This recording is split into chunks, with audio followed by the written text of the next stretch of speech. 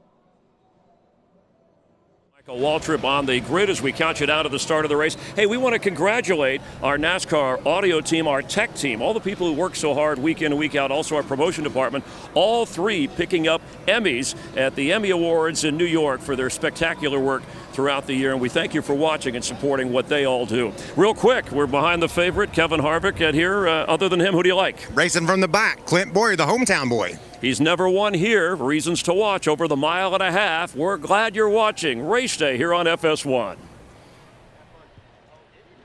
Race fans, it's time for those most famous words in motorsports. With us tonight to give the command, please give a special welcome for this distinguished group of Vietnam veterans who are accompanied tonight by Chiefs quarterback Patrick Mahomes and general manager of the Kansas City Chiefs, Brett Veach. Start your engines.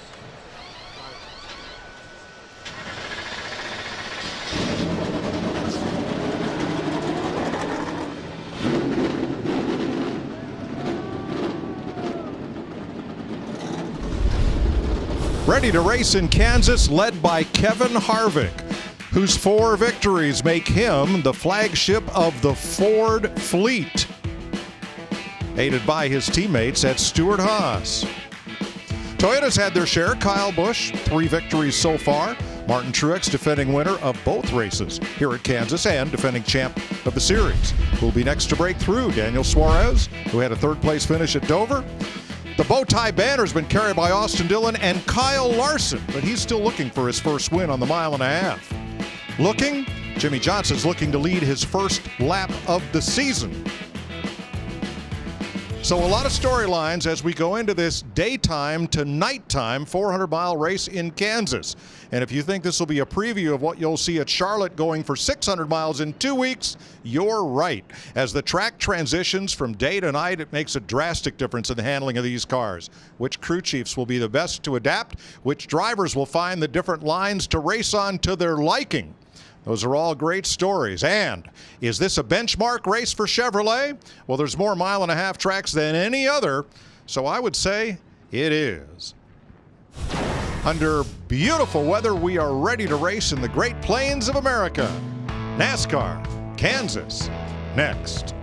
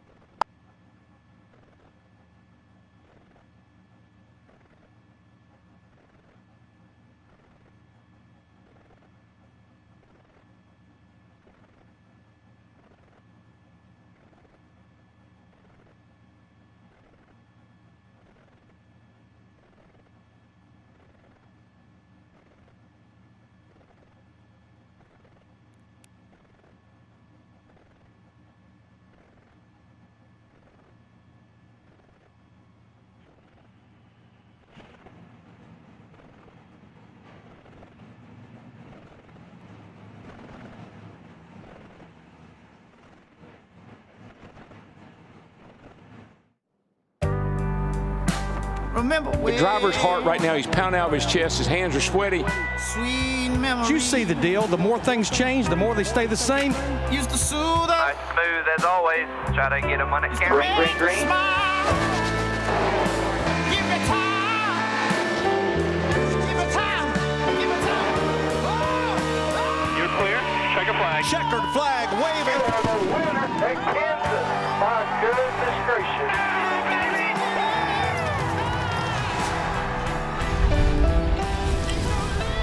From daytime to darkness, we're going to race all night. It's Monster Energy NASCAR Cup Series racing from Kansas.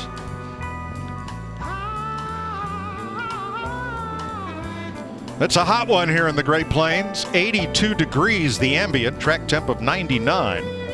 Winds out of the southwest at 15. Aric Almirola now driving for Stewart Haas in the number 10. Last year in this race, he was in the Petty number 43. And an accident in front of him. Danica Patrick, Joey Logano. Here comes Aric. Watch when his car lands. There. Fractured his back. Was out of action for weeks after a hard jolt. But came back strong, and now he's in a new ride for 2018. There is Aric Almirola starting fourth. Your lineup will be on the left side of the screen. How about we dial him up, Jeff? Hey, Eric, this is Jeff up in the booth. You got a copy? Yes, sir. I got you guys. Well, boy, you've been showing a lot of speed lately, and certainly a lot of speed here this weekend. What are your thoughts and hopes for tonight's race? Well, I hope to go to victory lane. That's what we're all out here for. But, yeah, it's been a great start to the season for us. We're just continuing to build our foundation, and Johnny and all the boys brought me a really fast Smithfield Prime 4 Fusion for tonight. So looking forward to it. Excited about tonight's race. We know these night races, the track really changes a lot. How do you keep up with it as a driver? What kind of things can you share with your team to stay on top of this racetrack? Honestly, I just try and go run to run and let Johnny and the engineers do the rest. You know, I try and get as much out of it as I can from run to run and give them the best feedback I can. And then they've got a notebook, and some of it just comes down to your gut. So we'll hope we execute all night and make the right decisions as the track kind of changes from daylight to dark, and hopefully keep this Smithfield Prime Ford Fusion up front tonight on prime time on Fox. Well, thank you for the plug there. Have a great night. Thanks. Thanks, boys. Will had pork chops for dinner last night, right? Hey, let's get downstairs for late breaking word from pit road, beginning on the right with Matt Yoakum. Well, thanks, Mike. You know, Denny Hamlin will roll off in the 6th position. He has one win here at Kansas. Now, crew chief Mike Wheeler told me the two most important words tonight: track position. You have to execute in every area to have a good night. And that includes the driver was speeding, not speeding, also the guys that go over the wall. One area that they picked as well was the stall. Spot number 2, same stall they used last fall. They felt like it really helped with the timing lines to get up to speed and maybe steal a spot or two. Jamie Little? Well, one driver who's trying to end a 4-race slump is Erik Jones, but this has been a tough place for him. In 3 starts here, he spun in all 3, but his crew chief, Chris Gale, told me he thinks they can turn things around tonight. They were top 5 in practice and had a decent qualifying effort, but he told me the key tonight, managing that grip level and don't spin. Vince Welch? Well, tonight marks the much-anticipated return of 2-time series champ Matt Kenseth. He's back with Roush, where he won 24 times earlier in his career. But winning is not the expectation tonight. This, they hope, is just a continuation of learning about the team, learning about its strengths and weaknesses. They must walk before they run, but they hope it's the beginning of a journey that will land them and lead them in victory lane for many times to come. Larry McReynolds? Yeah, Vince, 2 key words tonight: communication and adapting. You heard Aric Almirola. That crew chief, he has to listen to that driver and make changes all night long to a changing racetrack. The driver has to adapt, maybe change where he's running that race car to find the most grip, and the spotter has to communicate to that driver where other drivers are making up ground where that driver can move that groove around. Now let's take a look at our race analysis. 267 laps, 400 miles, the stage lengths. The first 2, 80 each, 107 to the checkered flag. Pit road speed, 45 miles per hour. The fuel window, 58 to 62 laps. The grip level on a 1 to 5 scale of 4. A competition caution, Mike, at lap 30 because it rained hard here last night. Thanks, Larry. 4 of the front 5 are Fords. Kyle Larson goes to the rear. He spun during qualifying, had to change tires. 1 Chevy starting in the top 10. Nice run for Chris Buescher in qualifying yesterday as Harvick and Blaney lead them toward the green flag. They got the green flag out. Boogity, boogity, boogity. Let's go Saturday night racing, boys.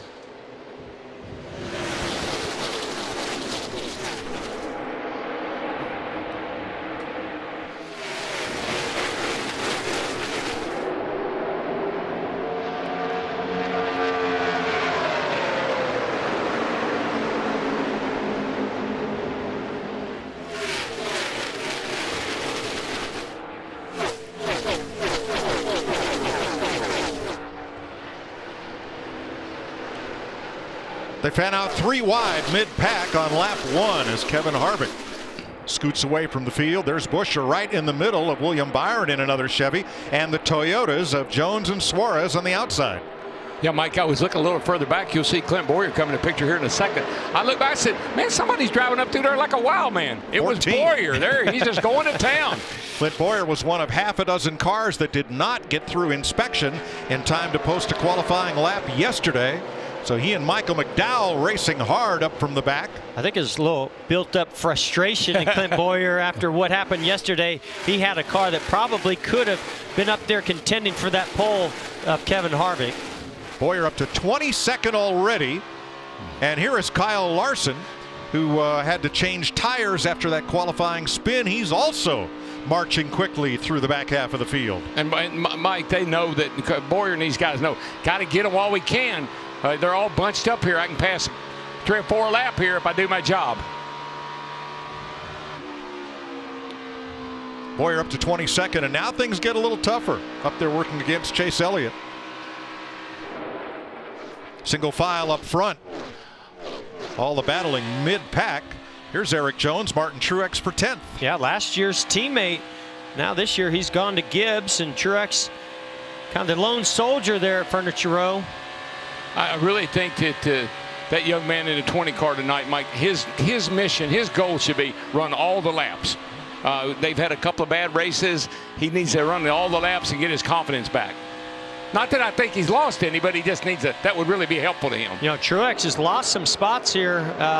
Car probably not to his liking. Matt, what do you got on the 78? Go back to Friday when weather forced both practice sessions to be condensed in one. The 78 of Truex never really felt like they got a good handle on their package. Cole Pern told me a few moments ago that he really doesn't know what to expect. What he's been hearing from Truex, the car, no grip anywhere. Well, he just got past Mike by the 19 car there, and that tell you, Suarez has been on a tear here lately. He's had some great runs, finished 3rd last week at Dover. That car's been pretty fast. Yeah, 3 top 10s in a row for him. Now, we know the 42 is on fresh tires. They changed them after qualifying. Keep in mind that Bowyer, Kane, Kenseth, McDowell, DiBenedetto, and Timmy Hill are on new tires to start this race. It's the biggest advantage they're going to have all night. Everybody else in the field had to start the race using the tires on which they qualified, so they have some laps on them already. 4th place, Almirola Keselowski. Here's Jamie. And starting on fresh sticker tires was the silver lining for the 14 team. Clint Bowyer, they struggled to get through tech yet again today. I talked to Mike Bugaravich, his crew chief. He said, I just can't wait to start this race and put the weekend behind us. But he did tell me the goal was to race their way up into the top 15 by the time the competition caution comes out at lap 30. Right now, he's already up 15 spots. Yeah, Jamie, he's not going to have any trouble being in the top 15. He's 18th right now, and he continues to move forward. So that 14 car is pretty darn good. And this is the time they have to be good, because by not qualifying, they got the last pick of pit stalls. So that's not going to work in their favor.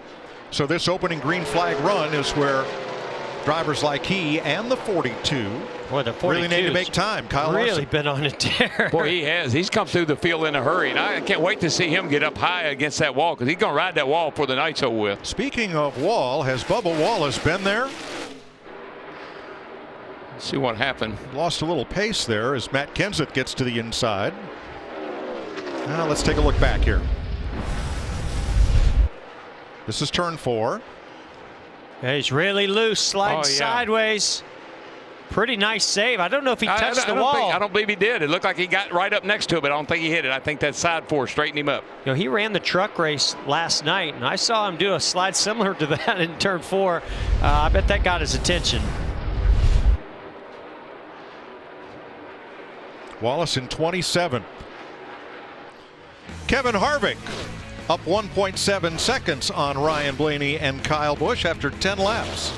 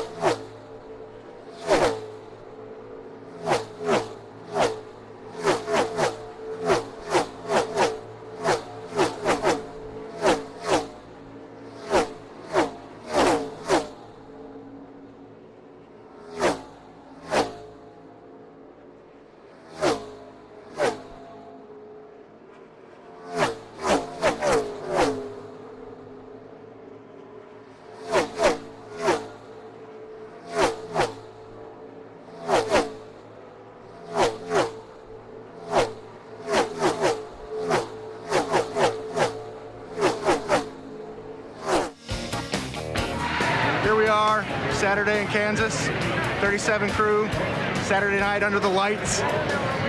Mother's Day tomorrow. Make sure you get some Breyer's ice cream during the break. Come on back, join us, watch us, follow along. Chris Buescher's crew, they started top 10, running 15th right now after 15 laps. Kevin Harvick's lead shrinking a bit. It was 1.7 at the break. It's now 1 second over Ryan Blaney. And the top running Chevy in this race is the driver who started last, Kyle Larson. It's unbelievable. I mean, he's been carrying the banner for them, I really think, not just this year, but maybe even last year. But to be able to start in the back, he showed speed in qualifying. Unfortunately, he spun out. Starting at the back to be able to drive up and drive past Mark Truex Jr. on a 1.5 miles, that's unbelievable. Let's go to 13th place because Clint Bowyer is also making his way to the front from 33rd. Daniel Suarez at 14th, lost a couple of spots in the last 3 laps, 3 spots.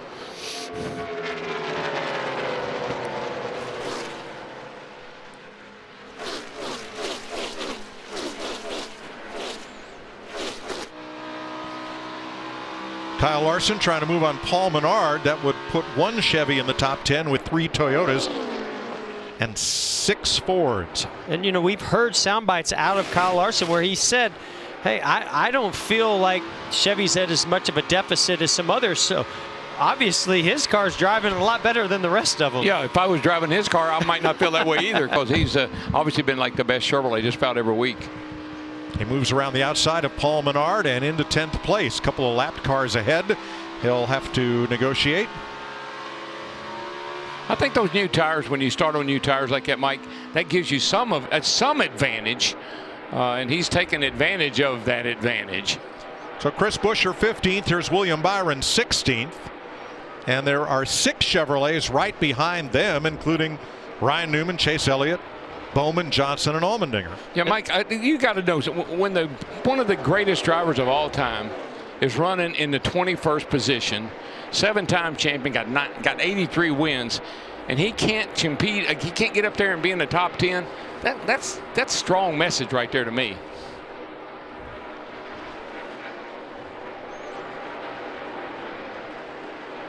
And if you ask anybody over at the 48, they'd said, well, if we knew what the problem was, we would have fixed it. They're working hard. Sure. I mean, everybody at Hendrick Motorsports, all those Chevy teams, including Ganassi and Childers and Chevrolet themselves, they're working extremely hard to try to make up that gap. Yeah, I think they know what the problem is. They don't know how to fix it.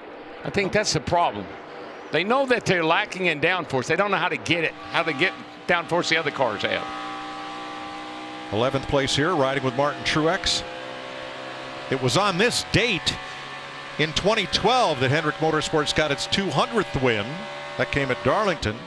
Tonight on May 12th, they're going for win number 250. And I think I remember that year as well. I think the Hendrick cars struggled a lot that year, and Jimmy finally got that win at Darlington, and it seemed like it propelled them into some other wins later in the year. And we're early in the season. It's not, they can get this thing turned around. Everybody talks about Toyota last year. Yeah, they did a similar thing. But these Chevy teams, they got to get going. They got to get going pretty quick.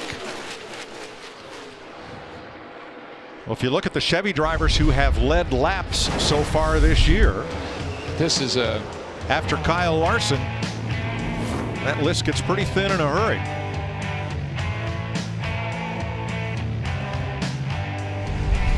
Hey guys, you know, we sat down with the Hendrick crew chiefs this morning and just chatted with them, and my point blank question to them was, do you feel like it's all aero?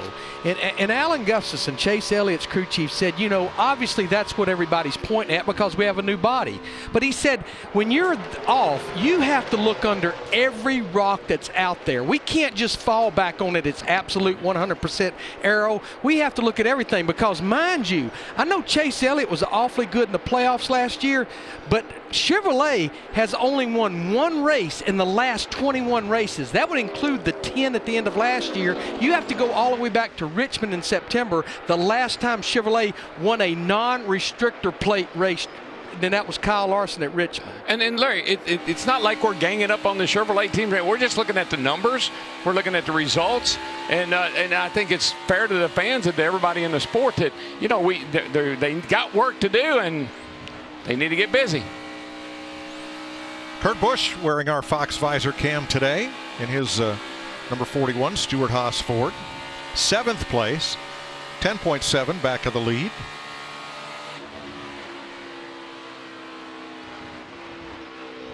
And also carrying a Fox Ford on board, Matt Kenseth, not coming out of retirement. Kenseth was let go the end of last year by Joe Gibbs Racing, and he and Jack Roush recently had a conversation. He said, do you think you can help us? Matt said, yes, I do. I'd love to come help, and here he is. He was just on an extended vacation. I think he's back, but he better not look.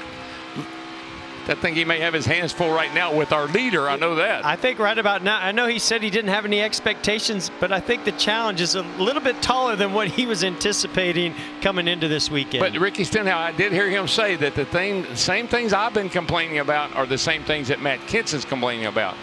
When Matt Kenseth complains about something, they'll get something done about it. Vince?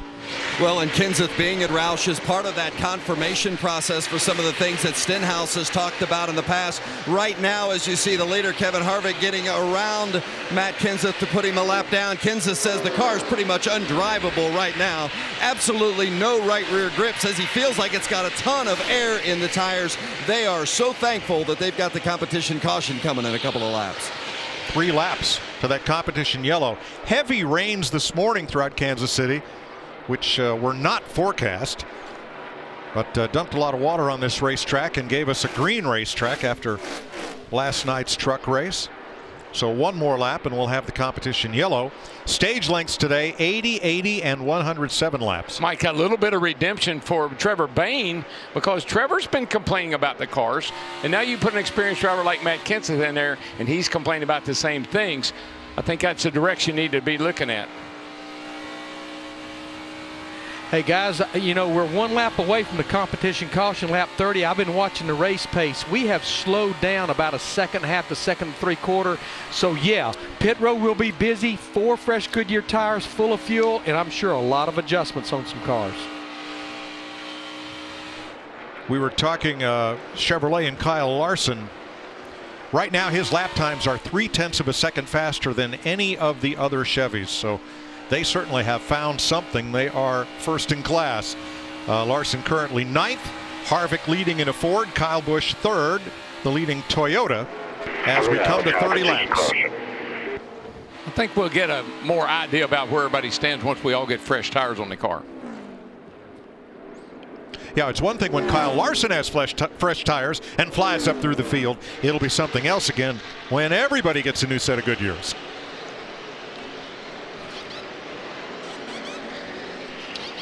There's Alan Gustafson, crew chief for Chase Elliott. Kevin Harvick with the #1 pit stall at the exit end of pit road. There's a list of the management and the over-the-wall crew. Hey Mike, real quick, Daniel Smith is not here. He is back in Charlotte. His wife was giving birth to a child, and Jonathan Sherman is the substitute rear tire changer. Thanks, Larry. Matt Kenseth got the free pass at the lap 30 caution. So Mike, things might be going Matt's way. You know, the car wasn't that good. Do a little adjusting on it. Maybe you know, it's a good opportunity here to get back on lead lap.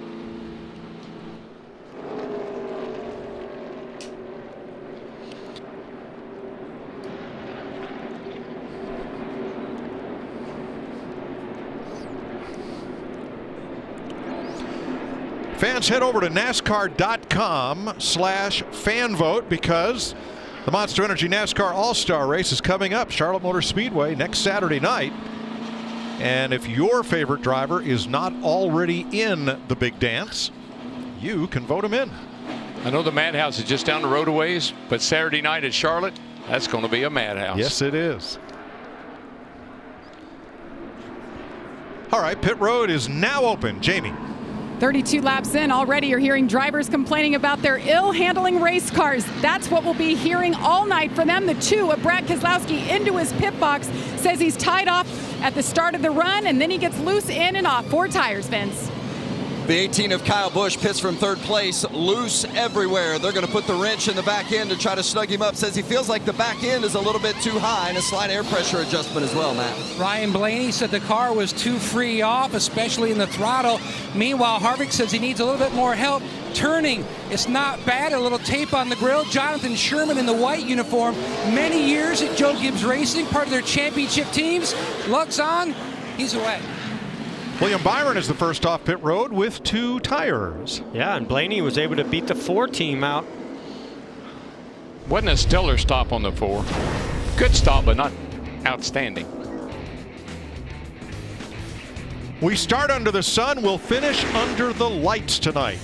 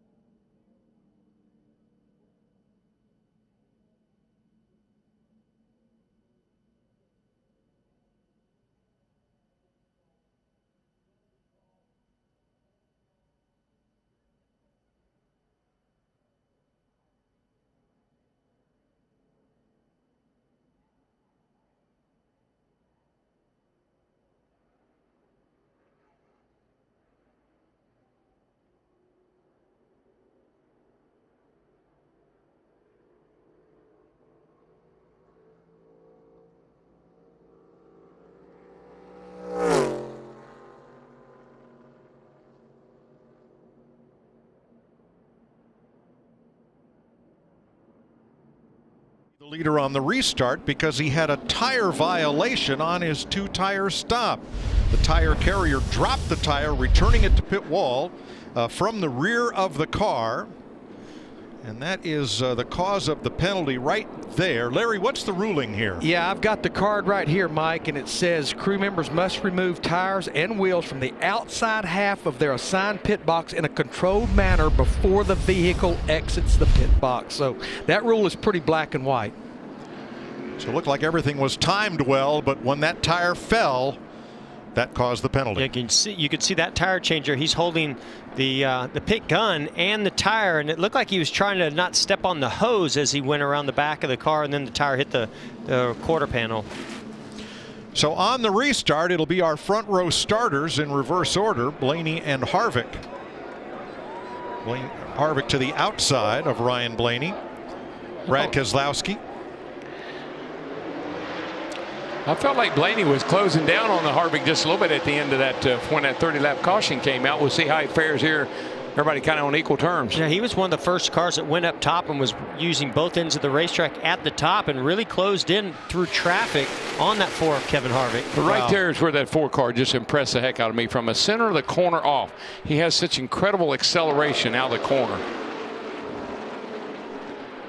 Look at Larson on the outside. Here he comes. He owns that high lane all by himself in the middle of the corner. You know what his theory is? Go where they are not. Here's some talk about driving lines from Kevin Harvick. Interested to see how long that top lasts. It was pretty major right there the first run, but you'll probably have a little bit of it this run, and then after this next run it'll start creeping back down once that sun goes down. And that's what we heard. We talked to Kevin Harvick. That was Rodney there talking about the same thing. They felt like the groove would move up for a little while. Then as the sun went down, the track cooled off and get back down around the bottom. Yeah, I think we'll have to just keep a real close eye on how much fall off. We heard Larry talk about almost 2 seconds of fall off from that first run, being those tires they qualified on. If that gap decreases and it's only maybe a second, I think that's why when the bottom will stay strong later in this race. 8th place here, Kurt Busch passed Hamlin. Let's go up to 4th place, Joey Logano and Kyle Busch. Yeah, those two Penske cars, the 2 and the 22, both running really nice tonight, right there in the top 5, and both look like got pretty good cars. Well, check your mirrors because that object getting larger is that green car. That is Kyle Larson. He flew around the outside of Denny Hamlin 2 laps ago to pick up a spot, and he's closing fast on this side-by-side battle of Almirola and Kyle Busch. Yeah, Almirola, he really likes that bottom, but you see that car up around the top. I felt like that would be like right in Larson's wheelhouse tonight. He loves to ride that wall, and as long as nobody's up there, he's doing it by himself. Larson thought he had a good chance to win the pole here at Kansas. But in second round qualifying, he went around and spun, which mired him in 24th spot on the grid, and then replacing the tires that he flat spots here sent him to the back of the grid. Did an excellent job keeping it out of the wall. Could have been a backup car, not just 4 new tires. Kid's got a lot of talent, no question about that. And something I've been watching him do, he's been running the bottom right on the white line through 1 and 2, and then the top of 3 and 4. But Kyle Busch saw that he was doing that, started changing his line around a little bit. Now Kyle Busch opens up that top line. We'll see if Kyle can't take advantage of it. But that last time by, he had to get off of that bottom line. Matt Yoakum. Chad Johnston felt that they caught a break with their issue starting at the back here because Larson loves to move around, especially move up to the wall, and that's what he utilized to get himself inside that top 10 and having a strong run. The car built tight early on, then it went to the loose side. No changes on that stop. Thanks, Matt. Casey Kane has tagged the wall. Have a look at his number 95 off The tight exit of turn 2. Ooh, gets real loose. He got it pretty good. And Jeff and I were talking about this yesterday in qualifying practice, how this track is turn 2 is so difficult. The banking just falls out from under you, and it's real flat coming out of that corner, and it causes you all kind of problems. Though you get pushy loose, just what we saw with the 95 right there. The momentum of the corners just really trying to shove you out to the wall. Whoa now. Yikes. Well, when you pancake the wall like that, not only do you take the risk of maybe cutting a right side tire, but it definitely will take some side force and downforce out of that race car, make it even looser than it already was. Kane was another of those cars that did not get a chance to qualify yesterday. The car not making it through inspection in time for him to get on track and post a time. Matt Kenseth in the 6th in the midst of all this, getting some good tight quarter running in his first time in a stock car in 5 months. Racing for Roush Fenway. Ryan Blaney leads Kevin Harvick by 0.6 of a second.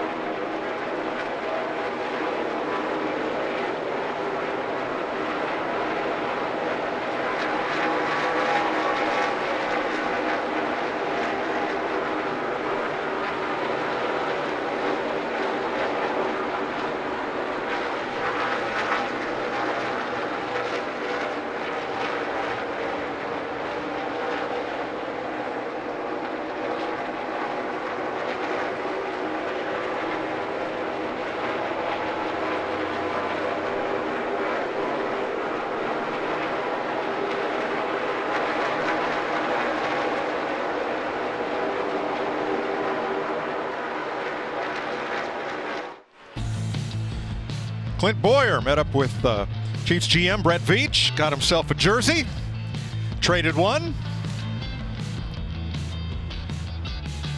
Had some fun being the hometown hero.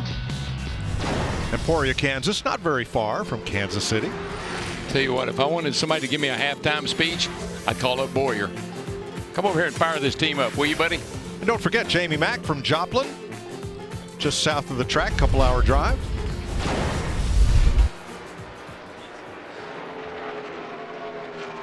The 14 from the back, now running in 10th, and Jamie Mack is 19th. Harvick says, or Boyer says, I'd rather win this race than win Daytona.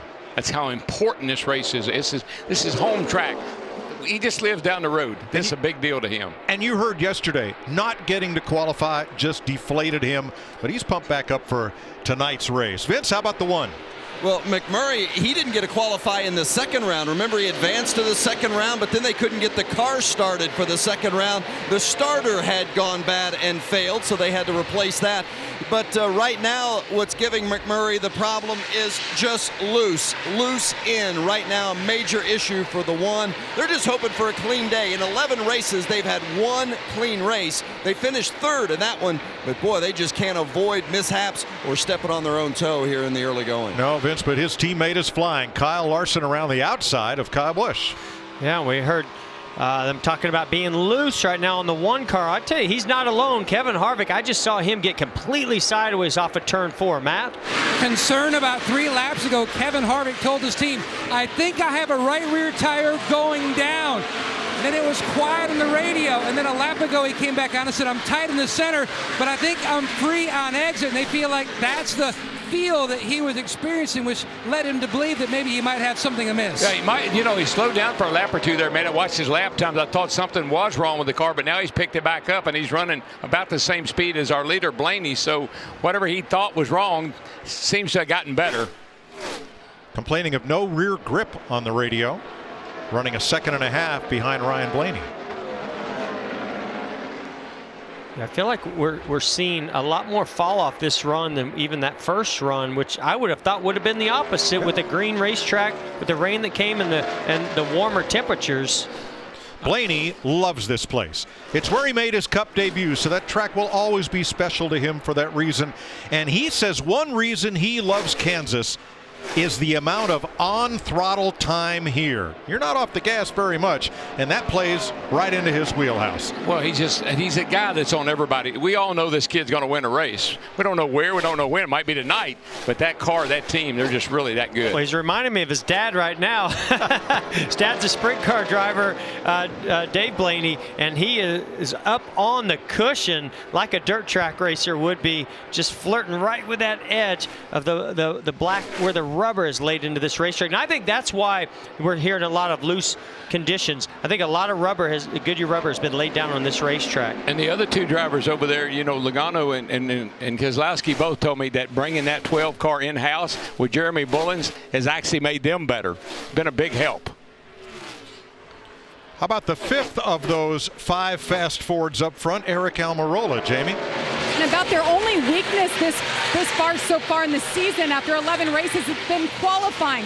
John Klausmeyer, the crew chief for Aric Almirola, told me that has been their focus week in and week out. They feel like they have the speed. Their teammate is Kevin Harvick. He's knocked off 4 wins. He just said we need to start better. Well, they did it here. They unloaded with a brand new car. He felt like they were closer to where they needed to be. They qualified 4th, their best effort of the year. So far in the race, he's gone from tight to loose, and at the end, he's a little neutral, so the car not bad. Yeah, very optimistic about his chances tonight. How about this battle for 10th? Clint Bowyer's Ford against Martin Truex's Toyota. Well, I mean, I think I felt like Bowyer would be in this position because he started in the back but continued to move forward. But the last thing I thought would happen is Truex in 11th position after starting, what was he, 6th or 7th at the start of this race. I really expected him to be somebody that could battle that 4 car, that 12 car up for the lead. I agree. The dominance they had on 1.5 miles last year, 2-time champion here. What do you say, Matt? When you won both races here last year, that would be the guy you would pick, but they have been off slightly the entire weekend. In fact, Cole Pearn had a lot of concern coming in. Truex said moments ago, no grip in the front whatsoever again. But Larry Mack, the sun's still out. It's still bright daylight. What's going to happen to these cars that are either too loose or have a push once it gets dark? Yeah, I talked to a lot of crew chiefs, and you know, for years and years and years, when a track would cool down, the cars would tighten up, they would start pushing. But with the setups they're running now, with the aerodynamics, the tire that's being brought, it's almost like as we get into the nighttime, the cars actually get looser. So if you're a little tight right now, it may come to you, but if you're loose right now, like I've heard a lot of drivers, it's only going to get looser. Well, we're still a little more than half an hour away from sunset here in Kansas City. And I think those are things that these crew chiefs, Rodney Childers knows. He knows what this track's going to do. He knows what it's going to do when the sun's out. He knows when it's 90 degrees. He knows what it's going to do when it's 70 degrees at night. And he'll be able to adjust to those conditions. 4th place, Logano and Almirola, both in Fords, but not teammates. Logano for Team Penske and Almirola for Stewart Haas. Behind them, Kyle Larson closing.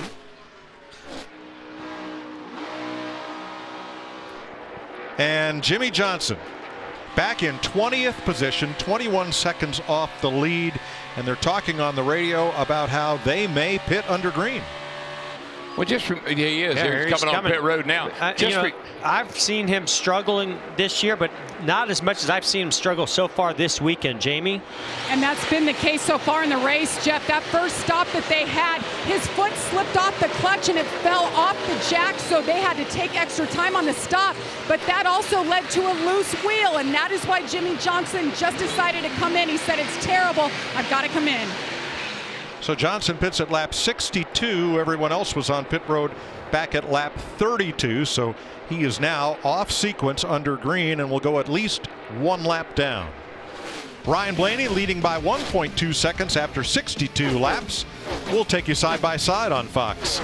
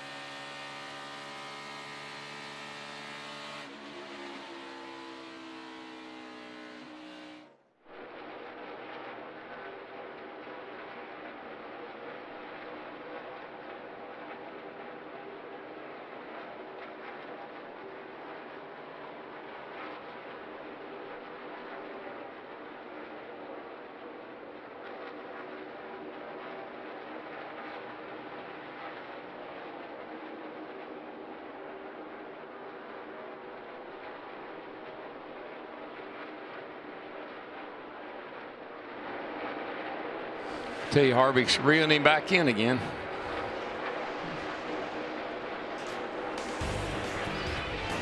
Welcome back to Kansas. Ryan Blaney up 0.7 of a second on Kevin Harvick. And they are kind of doing a dance back and forth about who has the fastest time on each lap. Yeah, it's like a rubber band. Harvick that time ran a much quicker lap than Blaney did. And Harvick will get close to Blaney, and it's like Blaney looks at the mirror and said, okay, that's close enough, and drives off and leaves him again. Meanwhile, teammates Denny Hamlin and Kyle Busch have been keeping station about 10 seconds behind the leaders. And now Kyle looking to make a move to the inside of Hamlin. They've not been trading spots back and forth. Vince, it's just kind of like they've been marking time. Yeah, and they just told Kyle that Denny was running lap times that were very respectable. Kyle, on the other hand, they told Kyle, maybe see if you can learn something, but they're not even running the same lines around there. Kyle's car incredibly loose. He said, if I put any turn into the wheel at all, the back end wants to swap out. And he emphasized it in 3 ways. No rear grip, zero, nada. Matt? Going back to practice, Denny Hamlin said his car was edgy right on that line, so Mike Wheeler backed it down a notch because Denny didn't think he could race it sideways like that. It was tight that first run, but he said the initial laps after that stop, the car is more on the tight side. He's moved up top to try to make more time.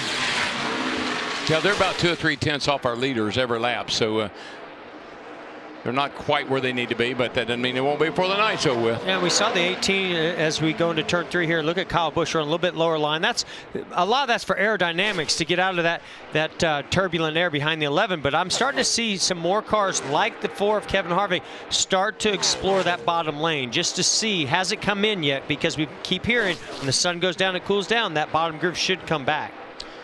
Now, Jimmie Johnson was able to make his stop, losing only 1 lap, but he's at the tail end of 1 lap down. And here come Ryan Blaney and Kevin Harvick after him. Well, he only chose to do lefts. I saw that, and I know that that's going to lose the least amount of time on pit road, but it's also not going to match up very well when you get back on the racetrack. I think those right sides are pretty worn out, so those leaders are still bearing down on him. But I think he did lefts because he felt like, and I think the team must agree, they had a left side wheel loose. So I think that's why they went to the left sides only. Get him in, get him out, try to keep him lose as much time as possible. Coming to 8 laps to go in stage 1. With both Jimmie Johnson and Matt Kenseth working hard to try to stay on the lead lap. They are, but that also explains why Harvick is closing down on the back of that 12 car, because we're coming to the end of this stage. Pretty sure he'd like to have a few stage points tonight. And remember, Jimmy's already 1 lap down. He's just trying to keep from going 2 laps down.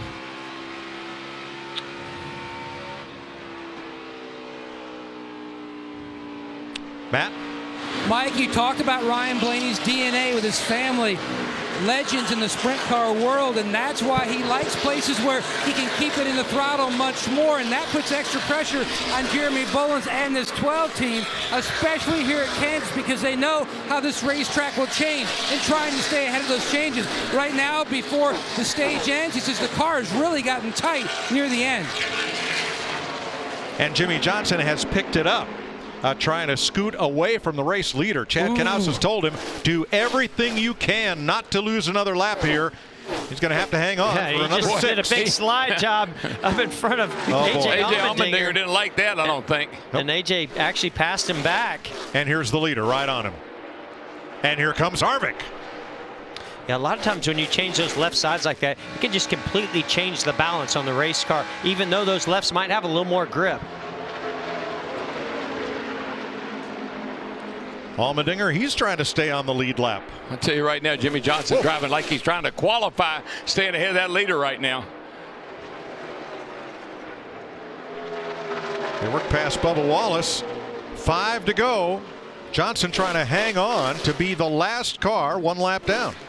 Oh, Bubba's got flat right rear tire or something with the rear end. Boy, better be careful. Boy, he did a great job not spinning out there. Yeah, right, definitely right rear, down. but he better watch out. That thing will blow out, and that thing will spin around on him. Help get the right rear up. Right rear, help get it up here. All right, so Wallace goes to the apron trying to make it to pit road. We are still green. And a lot of damage on the right side, and that may have been of the Wallace car. That may have been what caused that right rear tire to go down. He got into the wall, and maybe that fender's in on the right rear tire and cut it. Well, we saw him almost hit the wall earlier. 3.5 laps to go as Wallace makes it to pit road from 28th place. Look at this battle right here. While the 12 is trying to figure out how to get Jimmie Johnson a lap down, here comes Harvick looking to maybe close out the deal here and win this stage. You know what goes good with Busch beer? Stage wins. Stage points. That's playoff points right there. Yep. I think what happened to the 4-car Harvick, I think the track went through a bit of a transition, and that's why he thought maybe he was having a problem, and then when he realized he wasn't, he picked it back up. You can see how aggressive Ryan Blaney's being. The back end hung out a little bit off of turn 2. Slide job. And here goes Harvick. Still out there, even. Clear up behind him. The track no longer in sunshine with 2 to go. This battle for the lead is a break for Johnson. He gets away a little bit. Here's the 48. Do what you got to do. We could not lose another lap. A couple more laps, man. Stay up there. I can tell you one thing. Jimmie Johnson's listening because he is doing all he can do. He's got to hang on for another lap and a half in front of the leaders. Well, luckily he's looking in his mirror and he sees those leaders side by side. That's the best thing could happen to Jimmie Johnson. Boy, Harvick gets off turn 4 so nice. Really puts a lot of pressure on the 12. Let's see what he does in 1 and 2. Last lap of stage 1.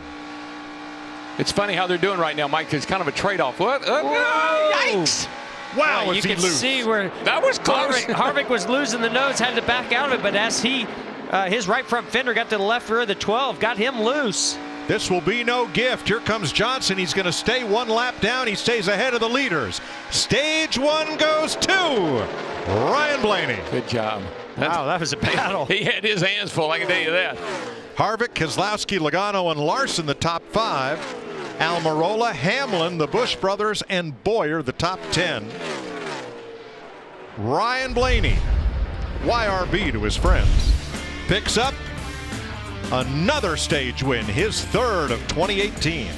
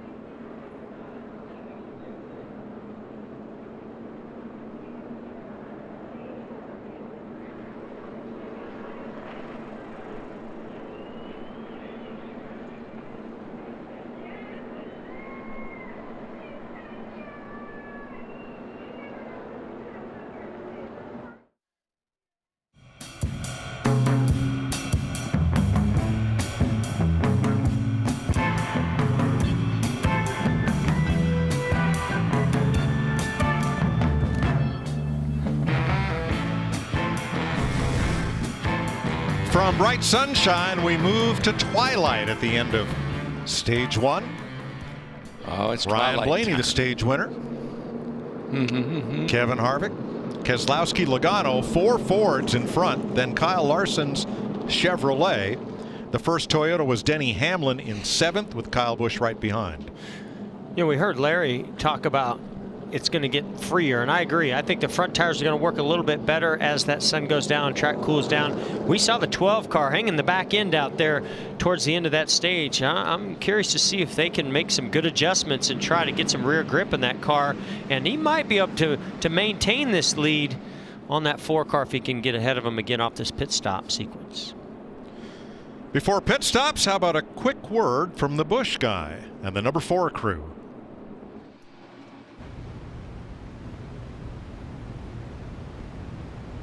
The real winner. Oh, gosh. 9 points for second in the stage for our pole sitter, Kevin Harvick. They have pit stall number 1.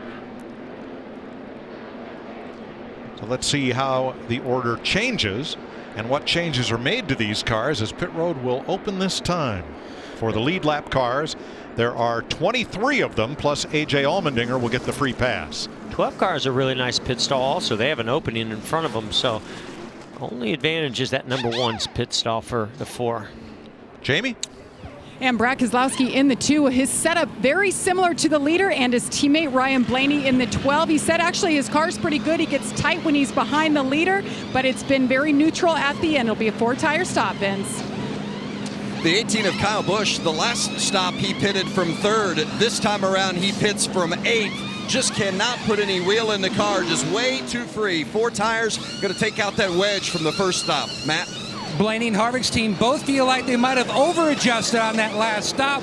Blaney says his car started off good and free, but then it went to the tight side right near the end of that stage. Harvick said his car was free almost that entire run. That's why he thought he might have had a flat tire. The 12 car wins the battle off pit road. I think at the camera it was actually the 4 car. Yeah, we'll double check that. We have Kevin Harvick as the first car out of the pits. The race off is to the white line. That'll be Harvick, even though Blaney had a head of speed to the yellow line. That is where pit road speed limit ends. Let's talk to YRB. What do you say? Hey, Ryan Blaney, it's DW. Have you got me there, brother? Yeah, I got you. Hey, man, you had your hands full holding off the hottest guy in the sport right now. How did that feel to win that stage, and can you keep it up? Yeah, it felt pretty good. That was pretty exciting. Me personally, I wouldn't have liked it to be that exciting, being the leader, but we hit some lap traffic and slowed us down. And, that was pretty close. Hopefully everybody enjoyed it, but I think our Rev Fleetwood Ford is pretty decent right now. We just got to keep, changing with the track as it changes through the night, so hopefully we can stay on top of that. All right, my man, you're looking good. Keep it up, and maybe we'll talk to you at the end of the next stage. Thank you. Chris Buescher, uncontrolled tire on his pit stop, but Ryan Blaney is our stage 1 winner.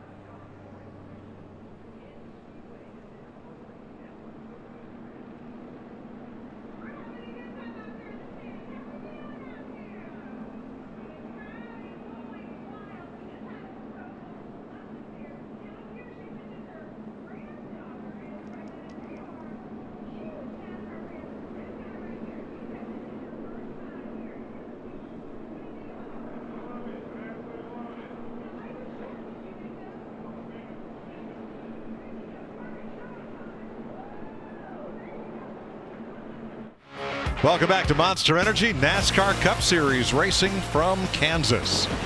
Stage 1 complete. Ryan Blaney the winner. Kevin Harvick first off pit road. ahead of Blaney, Keselowski, Hamlin, Logano, and Almirola. So Denny Hamlin comes out fourth. Here's why. He's the leader of our Xfinity fastest pit stops on that yellow flag stop.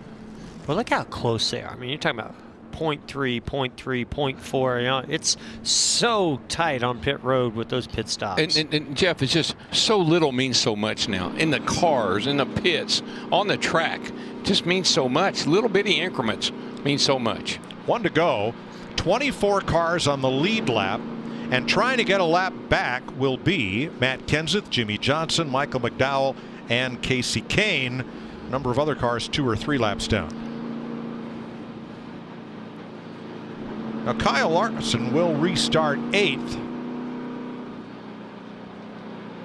And you see he was just as fast down pit road as Ryan Blaney, but a second slower on the stop. Well, that's the thing. A second under green is nothing like a second under caution. Now, that cost him a lot of positions.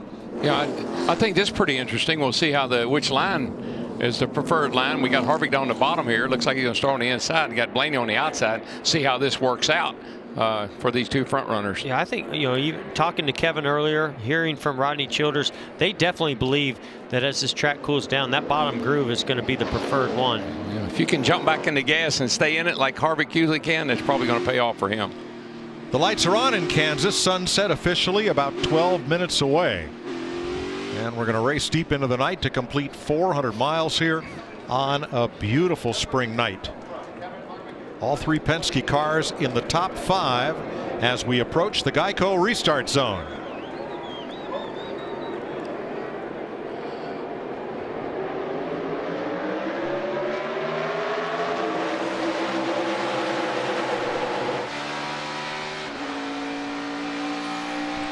No surprise here. Larson's going to take him 3 wide through 1 and 2.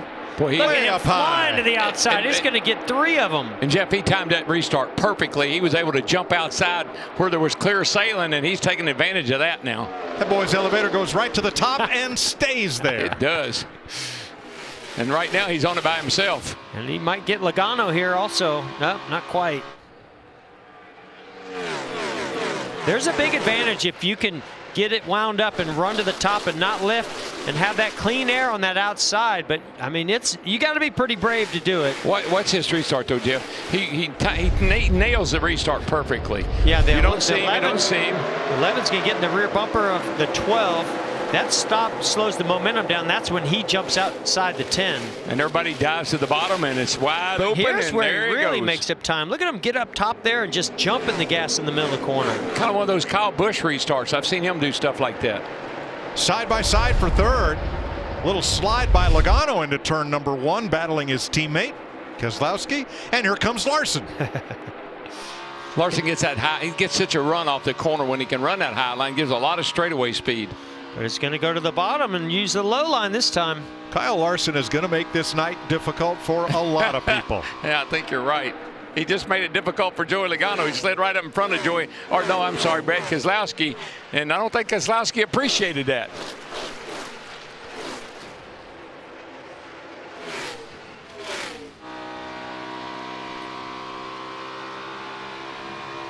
Completes the pass off of turn 2 on Brad Keselowski.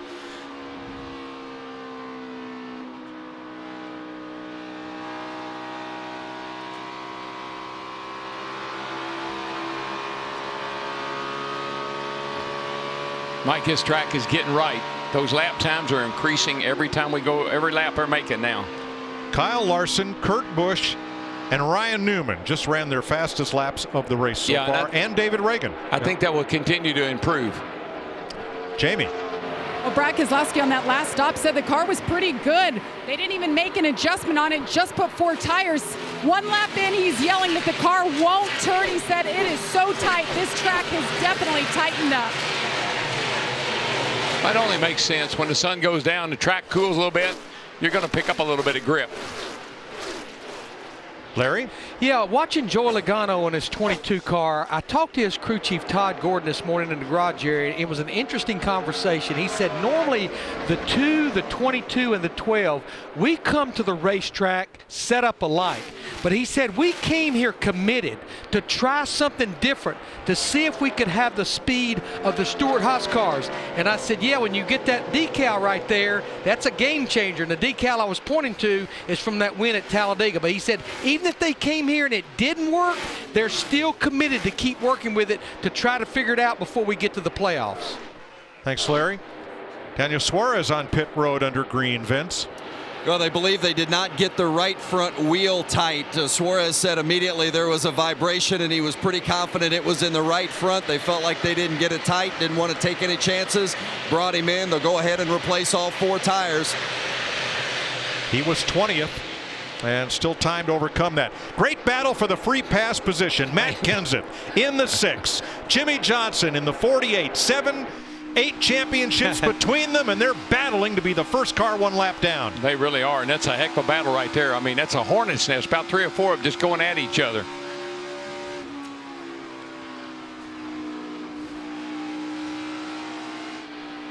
I'm pretty sure that Matt Kenseth said he didn't have a lot of expectations for this race tonight, but I think Jimmy Johnson might have had a little higher expectations for this race tonight. Yeah, don't think we thought he'd be a lap down here. I'm also pretty sure he thought, if I'm racing Jimmy Johnson, I might be having a pretty good night. Well, it's early. And third place, and here comes Larson. He's tenacious. When I watch him drive, he reminds me of so many drivers. Cale Yarborough comes to mind because Cale was that way, relentless. Dale Earnhardt was that way, relentless. He could see a car in front of him, he would not quit till he could get by that guy. I think the difference with Larson is he'll run any place on the racetrack, high, low, anywhere where he can find speed. Well, what I love about his background and his talent is that he never stops searching, and that's what you do on a dirt track. You try the bottom groove, the middle groove, the top groove. All that dirt experience, to me, really helps him when you see a racetrack like this that has so many different grooves, and that you can change the car's balance by the way you drive that car into the corner. Kansas is one of 10 tracks where Kyle Larson has finished second, but has not yet won. See, a lot of times you say he's a good wheel man. I think he's a good throttle man. I think that kind of raced on the dirt as he does, I think that knowing when to get in the gas, get out of the gas, work the throttle is what really makes him good. Also, these cars, we hear a lot of drivers talk about being really tight. The front tires just don't work very well in the center of the corner. Takes somebody to be able to run into the corner pretty loose. That's why when you watch his wheel, watch him go into the corner. A lot of times he's almost turning to the right as he turns in the corner. Here he goes to the left. Look how little wheel he's actually turning. That tells me that car's pretty free getting to the center. Well, what are you doing? What are you doing in a sprint car? Turn it to the right. Turn right to go left. Yeah, that's right. That's what Doc Hudson said. That's right. Good advice.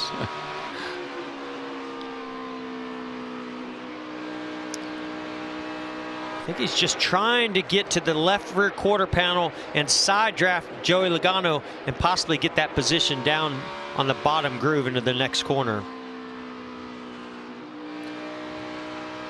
Now this is all happening 4 seconds behind Kevin Harvick and 3 seconds back of second place Ryan Blaney.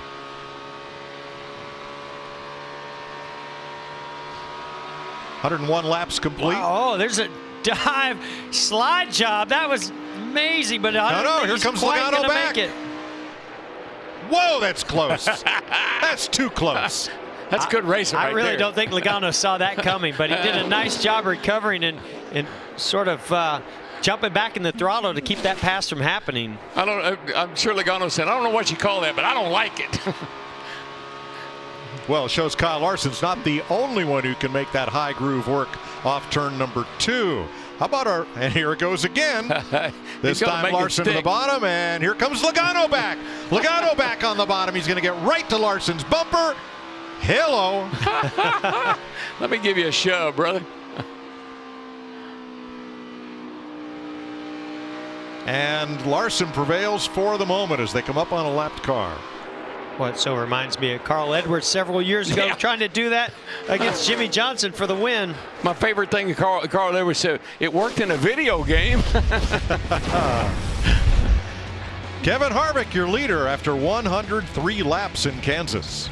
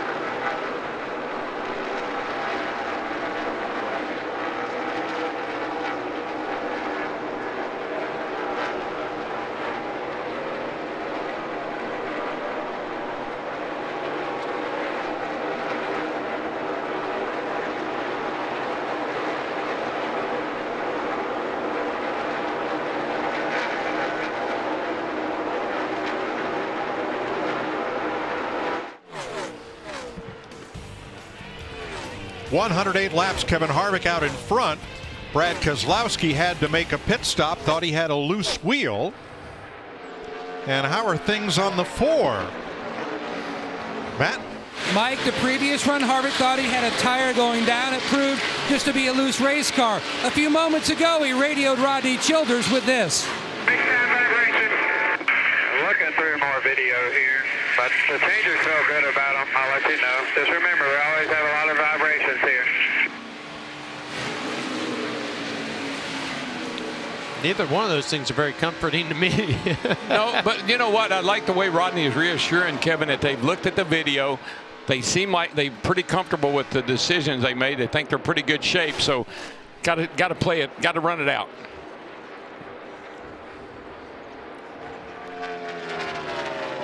Jamie, what happened with Keselowski? And he was 5th. He said he had a tire shatter. Then he said he thought he had a loose wheel. Paul Wolf, his crew chief, said if it gets worse, bring it in. We can make it to the end of the stage from here. He did that. It was indeed a left rear loose wheel. So Keselowski is now 1 lap down. He is the 2nd car a lap down behind Jimmy Johnson. You know, it's funny to you, and Larry, I don't know why are we having so many loose wheels tonight? What the heck's going on? And specifically left rears, Larry. Yeah, I mean, I don't have an answer, DW. I'd love to have an answer why it's just the left rear, but I just, you know, I've talked to so many crew chiefs over the last couple of weeks, and they said we have a lot of things going on pit stops because we continue to try to get faster with the rules of going from 6 to 5 crew members this year. And he said everybody is multitasking. The jackman's multitasking, the carrier, the tire changers, everybody's multitasking, and you're trying to cut stops off like you had last year. And he said they told me it's just almost impossible to get there. But these green flag stops are painful. Keselowski pitted from 5th place. He is now 24th, a lap down. Well, Larry, I don't know. I've talked to a few guys, and everybody tells me that the hardest thing they have on the car right now is to get that left rear tire out off the car when they go to change it. It's hard to get out of the wheel well, and it's even harder to get it back in. So there's got to be something. There's got to be a common denominator in there somewhere. Let's get more on our leader. And Mike, Cheddar Bob Smith, the car chief, and Walt Smith, one of the 3 pit crew coaches, looked over the film of that stop, and they both reported back the film looked great, lugs looked perfect. So, drive it? I'm tell you what, if they say it looks good, they're comfortable with that decision, I would just have to keep going. I wish my portfolio looked like Kyle Larson's graph tonight. Although I wouldn't want one to have started where he started, but look at that. Boy, that's a climb. That's beautiful. Looks like Mount Everest. All green. He's going to be a Kansas City star, looks to me like. Think if he'd started up front. Yeah, no kidding.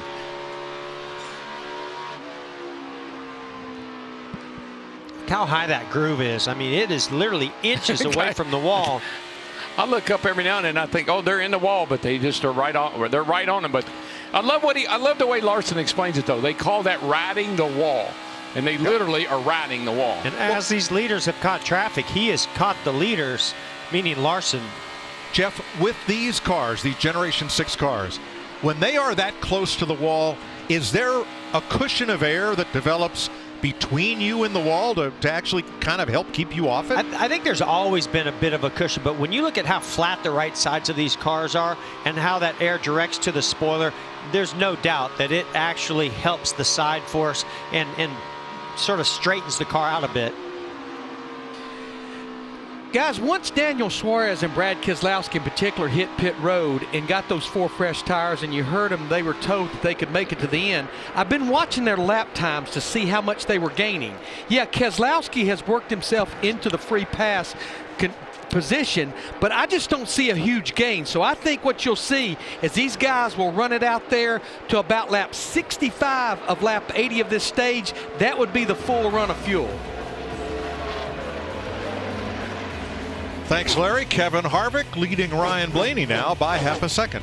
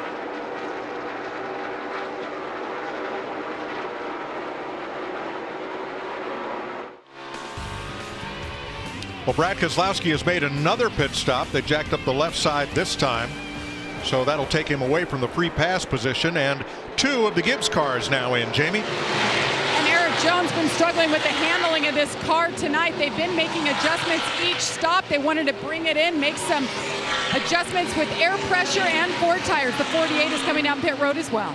Denny Hamlin was also in, splitting the stage in half with his stop. Here come Kurt Busch, Martin Truex, and others. Jamie? And Kurt Busch in the 41 just been struggling with loose, extremely loose by the end of the run. A 4-tire stop for him. He's been using his track bar adjuster to try to help that situation. You see Paul Menard in the 21 making his pit stop too, Matt. Truex is in on the previous stop. They made a packer change, trying to get the splitter off the ground, trying to raise that up. You can see they had a wrench in the back window doing a chassis adjustment. He says the car, he gets any close to anyone else, just swings big time to the tight side. Jamie? And Aric Almirola in the 10, he gets extremely tight too. It's interesting depending on what team and how their car is swinging at this point in the race. We jack them up, air pressure adjustment, track bar has been working. A 4-tire stop. Kevin Harvick is on pit road. Clint Bowyer is in, as well as Chase Elliott. William Byron comes to a stop. Ty Dillon is in, and Harvick making his way down to the final pit stall. Jamie McMurray in, and more. Matt? Everyone seems to be coming in. The 22's in as well. Kevin Harvick, and you can see they were going back and forth about making a chassis adjustment. Jonathan Sherman on the front filling in for Daniel Smith, still waiting for the birth of his child. Meanwhile, Eric Maycroft on the front, solid stop, a little bit of time left there on the front. He is away. Almost contact between Kyle Larson and Ryan Blaney. Getting onto pit road, Vince. Well, the 18 of Kyle Busch had to come into his box around the 6 of Matt Kenseth. Kyle liked that last adjustment. They're going to give him more of the same. Put that wrench in the left rear and 4 tires. Matt? The only hiccup Ryan Blaney has seen much of this last stage is his AC, his cool air system has gone out. They told him to switch it off just in case it might cause another electrical issue. You also saw the 42 of Kyle Larson. He said near the end before he hit pit road, the car had gone to the tight side. An air pressure adjustment for him.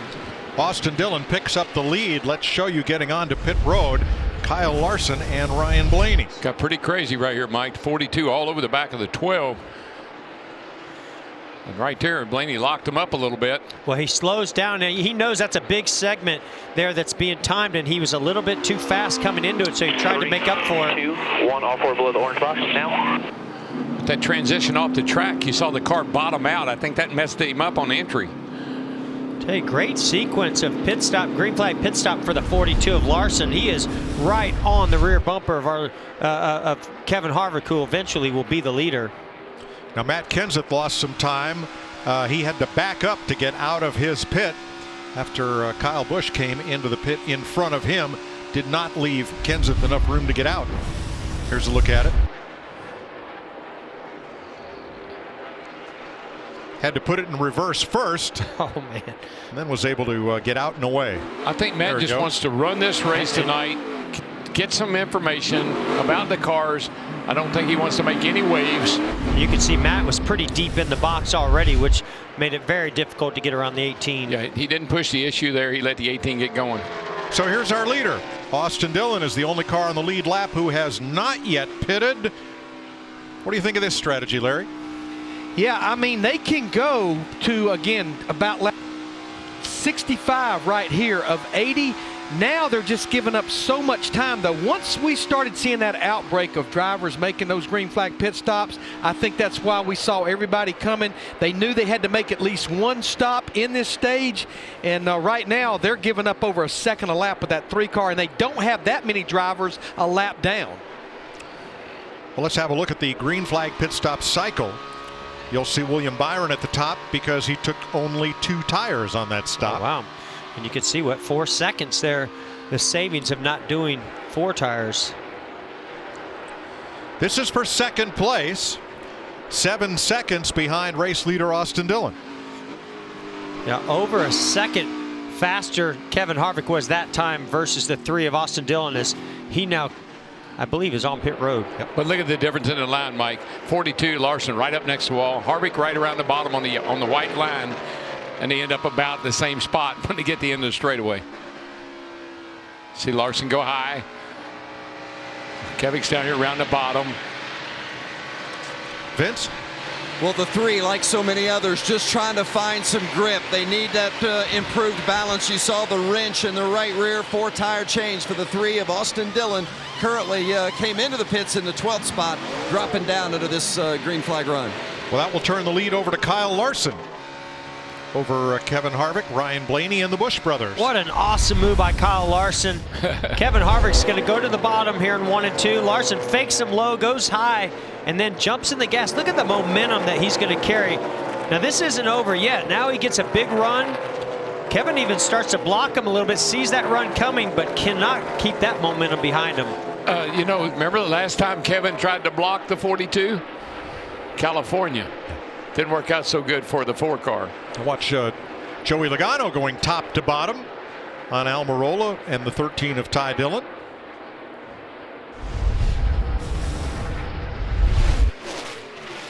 He started out back, and now Kyle Larson, after 132 laps, has his nose in the wind.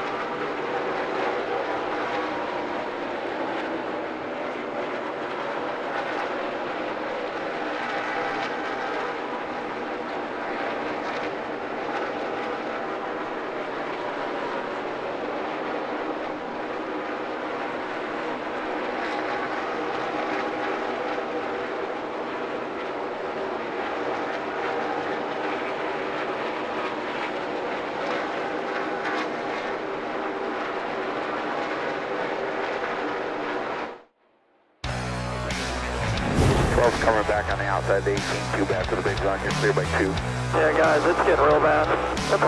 We'll be doing left side tires. 42 is fastest car. He's kicking everyone, running 60s. If he gets up there, he's going to win the race.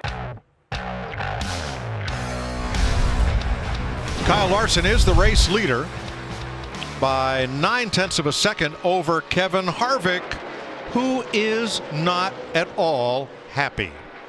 Not doing anything to my car. They haven't made it better from the first lap. Front doesn't turn and the back has zero braking grip. Simple. We've been tightening it up every time. Whatever you do is not working. Don't you love Rodney? Rodney Childers, 10-4. We tighten it up every time.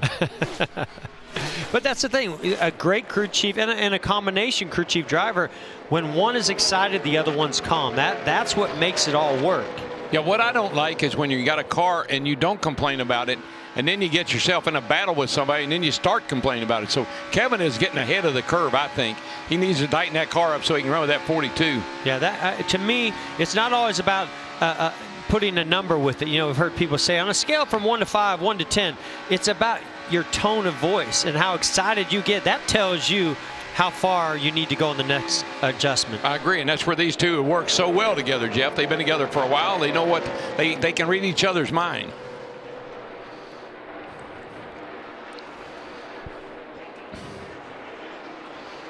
Rodney Childers was a great late model racer, now one of the greatest crew chiefs in the garage area for Kevin Harvick. 140 complete, 20 to go here in stage 2. Just like what I like about Rodney Childers and other guys that have driven, when a driver is complaining, when a driver's voice goes up an octave or two, they understand that they need to they got to do something. I got to react to my driver because he's not happy, because they've been there, they've done that, and they know what it feels like. 9th place there. Nice run for David Reagan. You saw him just going a lap down to race leader Kyle Larson and Kevin Harvick had been on the lead lap to this point. Leaves us 18 cars on the lead lap. Truex battling Boyer. Well, they've been battling a lot tonight.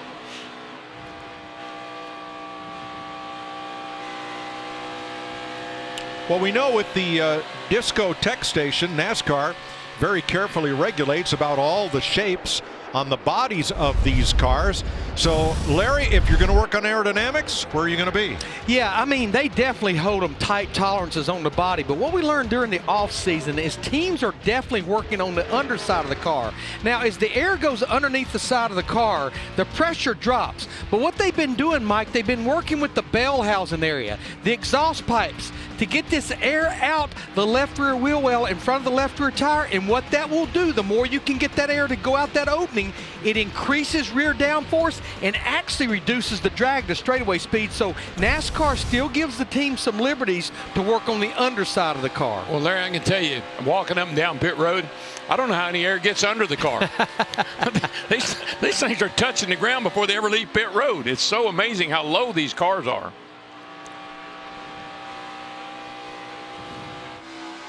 But again, I think it's back to that a little bit's a lot. If there's a little bit of air, a lot of it doesn't matter if you can do something with it or control it or use it to your advantage. That's what they're looking for. Aric Almirola in the 10 and 7th. They're going to split Gray Galding in the 23. You're riding along with Austin Dillon, who was 1 lap down, in 22nd in the number 3. Yeah, we had talked about that gamble of staying out longer on those older tires to make that green flag stop. And this was the downside. The upside was if the caution came out when he was in the lead, but that was a gamble that's right now not paying off.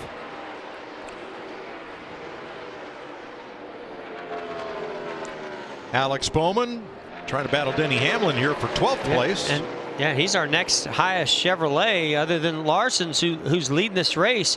We hadn't seen a whole lot out of Chevys, but Bowman's right there in 13th, going for 12th. 17 lead lap cars back to William Byron. Ricky Stenhouse right now in the free pass position. Let's go side by side.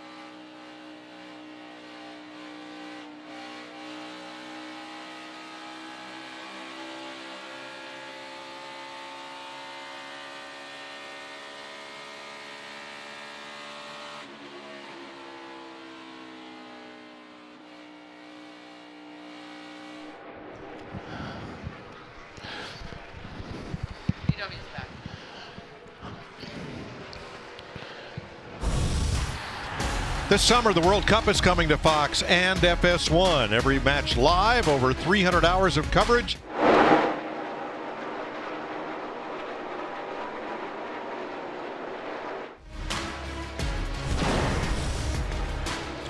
Here in Kansas, 151 complete, 9 to go in stage 2. Kyle Larson a second and a half up on Harvick, Blaney, Kyle Busch, and Logano. Martin Truex in 10th, trying to get the final point of this stage. 17 cars on the lead lap. William Byron, who took just 2 tires on his pit stop, trying to hang on to the tail end of the lead lap as we close in on the end of this stage. Yeah, Mike, I think, you know, obviously the sun's gone down now. It's dark outside. The temperature, I'm just outside. The temperature's dropped a good bit outside too. Still a little humid, but Larry, I think conditions are getting right. Well, Darrell, when we get to the end of this stage here in about 8 laps, that pit stop's going to be critical. The adjustments these crew chiefs make, because yeah, we're going to be into the nighttime, and think about it, we're going to go back racing with roughly 100 laps to go, so you're down to a one-stop race should we run this thing out green. We have not had a caution flag tonight, except for the competition yellow and the green and white checkers at the end of stage 1. Tell you one thing, I don't know why some of them hadn't knocked the wall down, because they have been up there against it. I can tell you that. You can't put a piece of paper between them and the wall. But keep in mind, this track has a progressive banking. It's steeper at the top than at the bottom, and that makes it a great multi-groove racetrack. And again, I go back to Kevin Harvick. You know, earlier he and Rodney Childers had a conversation about he felt like the bottom groove was going to be the way to go once the sun went down, but that has really not been the case. And it might be just for that reason, Mike, is that progressive banking is making up too much ground on the top. But I have watched Harvick, and he's pretty much committed to the bottom. I haven't seen him venture off the bottom very often, maybe to pass another car, but pretty much hanging right around the bottom of the racetrack. Matt Harvick was complaining early in this stage about having no grip, and they had not improved the car at all. What's he saying lately? Mike, at about the 3/4 mark, he says the car still just over-rotates and almost steps out on him every single lap. He can't wait 5 to go until they can make an adjustment on that 4. And I think that radio conversation we heard between he and Rodney Childers, his crew chief, Rodney knows he's got to do something. He's got to help that car on this stop, so he'll be really throwing everything he's got at it. Here we are again with Jimmie Johnson trying to stay just 1 lap down as we get to the end of this stage. 4 to go, and Larson closing in. Yeah, boy, it's just not been a great weekend for Jimmie Johnson. That 48 team going to be hard to keep this Chevrolet behind him. Larson is really just making so much time up top right now, and really can take his car about anywhere he wants. There are only 6 cars 1 lap down. Stenhouse, Reagan, Buescher, Allmendinger, Austin Dillon, and Jimmie Johnson. But I love the way Kevin Harvick at the end of these stages, he picks it up and closes on that leader. I don't think he can get to the 42 car, but he's going to be right on his bumper. Well, and that's going to weigh on Rodney Childers in the decision making of what to do, as we heard Larry McReynolds talk about.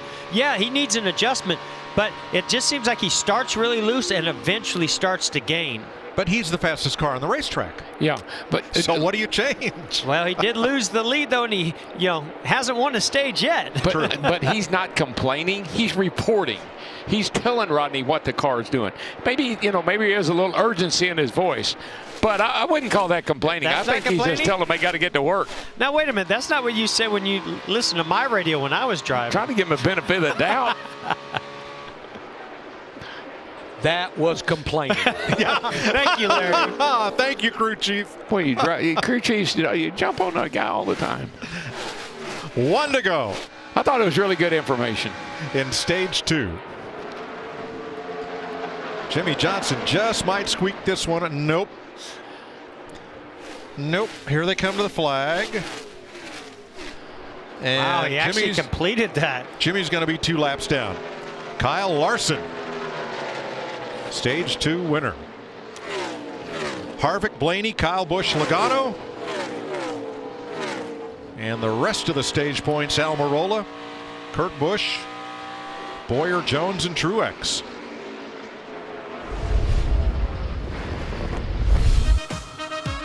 Kyle Larson.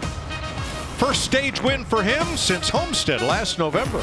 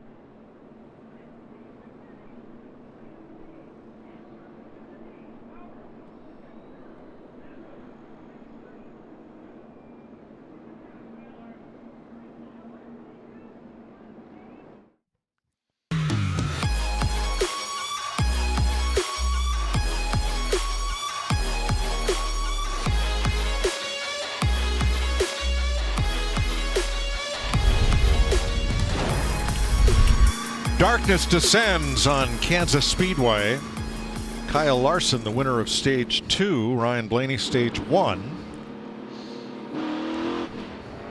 And pit road will be open this time for the 17 lead lap cars. Ricky Stenhouse will get the free pass. Here's Jamie. Aric Almirola said he had less grip that run, just stuck in traffic. He said, don't touch the chassis. I want you guys to have a solid stop here. Just mess with the air pressure to help me out, but I need some clean air if I can get anywhere. Vince? Well, the 18 of Kyle Busch, he started out too tight that run, and then it swung too loose. So they're trying to figure out a way to make that transition a little bit smoother. For the fourth straight stop, they put the wrench in the rear end, go to make a chassis adjustment. Matt? John Pete's guys going to work on the 42. Larson slides in a little bit in the box. He said the car in clean air, neutral, a little bit tight in traffic, but really great lap times. The 12 of Blaney started out tight on the splitter and then came back around, not too bad at the end. Meanwhile, Harvick, chassis adjustment on the 4. You heard his comments earlier. It's just way too free. Kyle Larson not only wins the stage, he wins the race off pit road.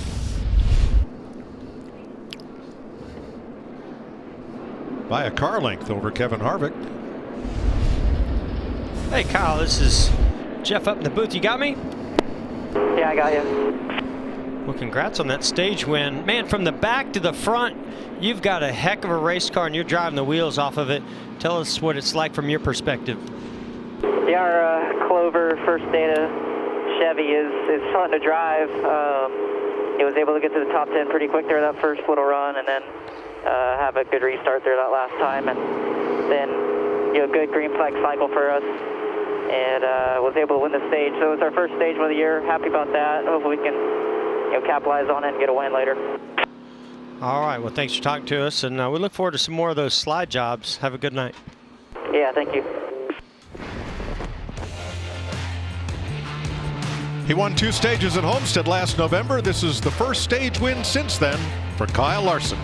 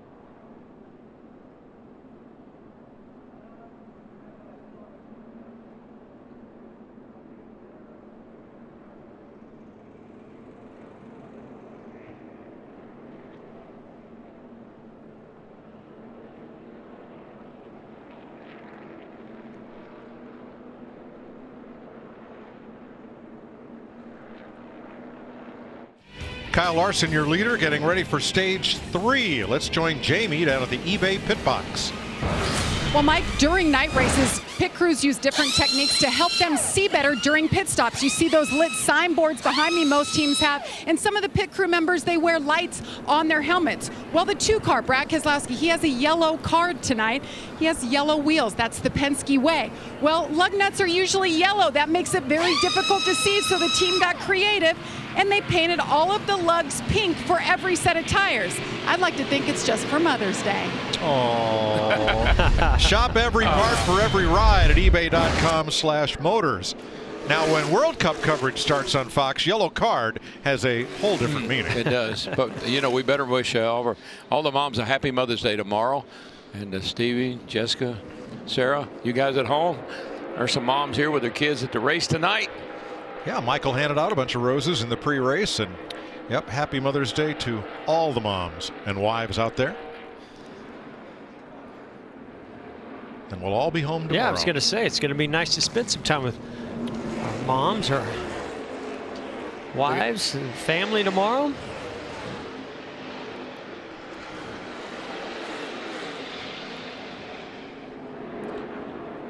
Next Saturday night, restrictor plate racing comes to Charlotte. What will the NASCAR All-Star race be like? Wow. I can't wait. I think it's going to be spectacular. I think it's going to be wild and crazy. I mean, the All-Star race is always wild and crazy, but I think it's going to elevate itself even higher. Guys, if you had told me that up to this point, Kevin Harvick would have no major issues and no stage wins, I would have said you're crazy. I really thought he was going to dominate this race. Agree. Pace cars in. Here they come toward the Geico Restart zone for stage 3. Larson, Harvick, front row.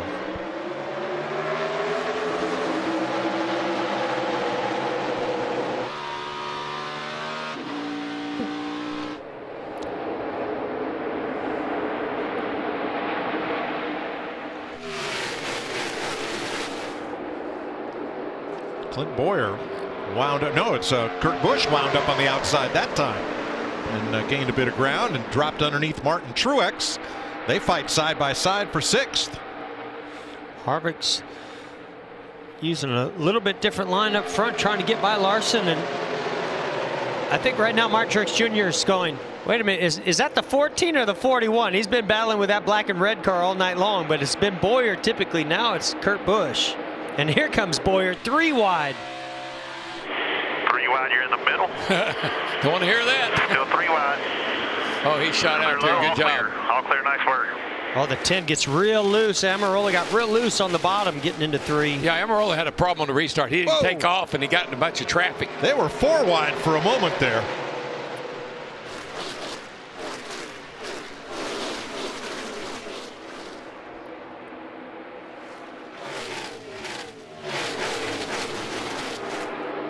I'll tell you one thing, Martin Truex Jr.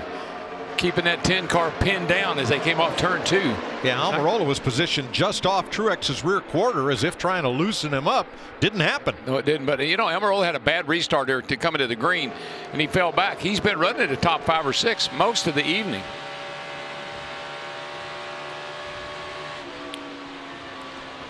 Well, there are no such thing as good vibrations here, are there?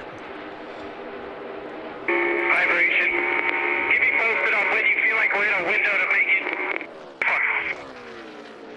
Kyle Busch with the vibration. Well, and Vince, I'm curious to hear about Kyle Busch because we've heard him talk about vibrations many times. He was pretty calm right then.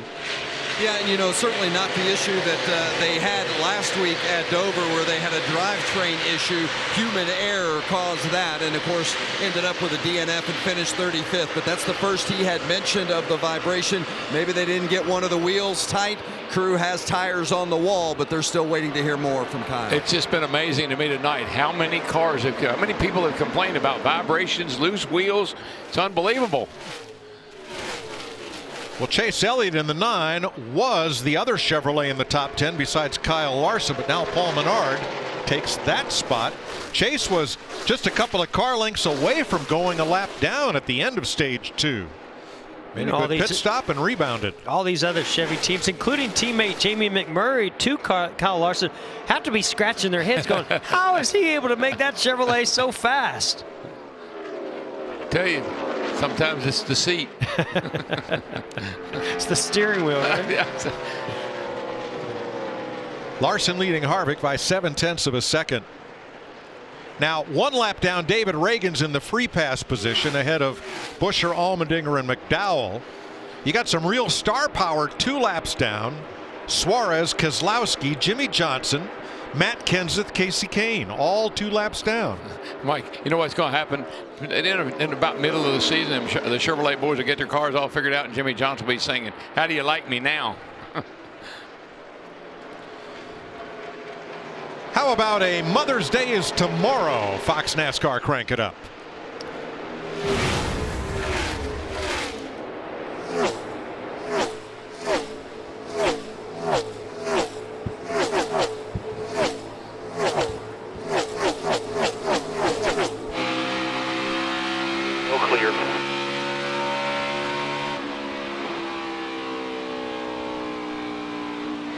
Quarterback, honey tight.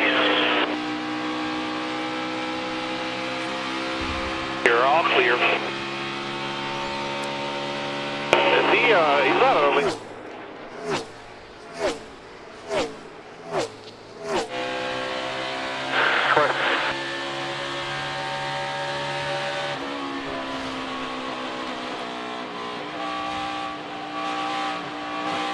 Still out there, keep coming with it, keep coming, still there.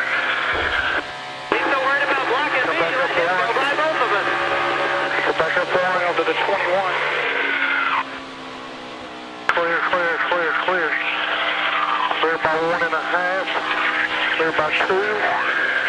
There you go, bud. Clear by 2. Clear by 1 now. Run your line, you pull away from them.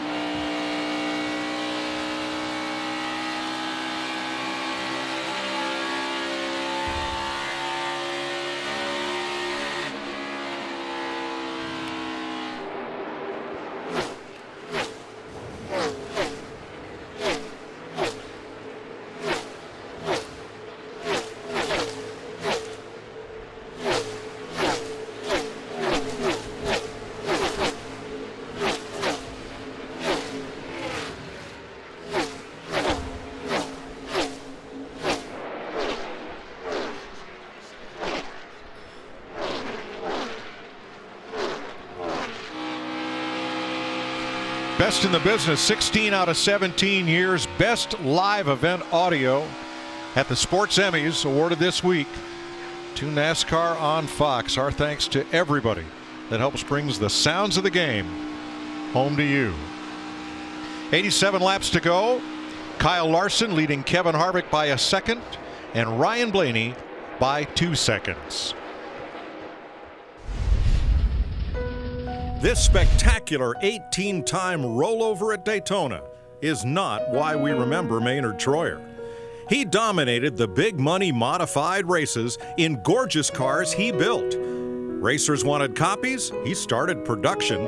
Troyer's asphalt and dirt modified soon became the standard and are still winning today. Thursday, Maynard Troyer passed age 79.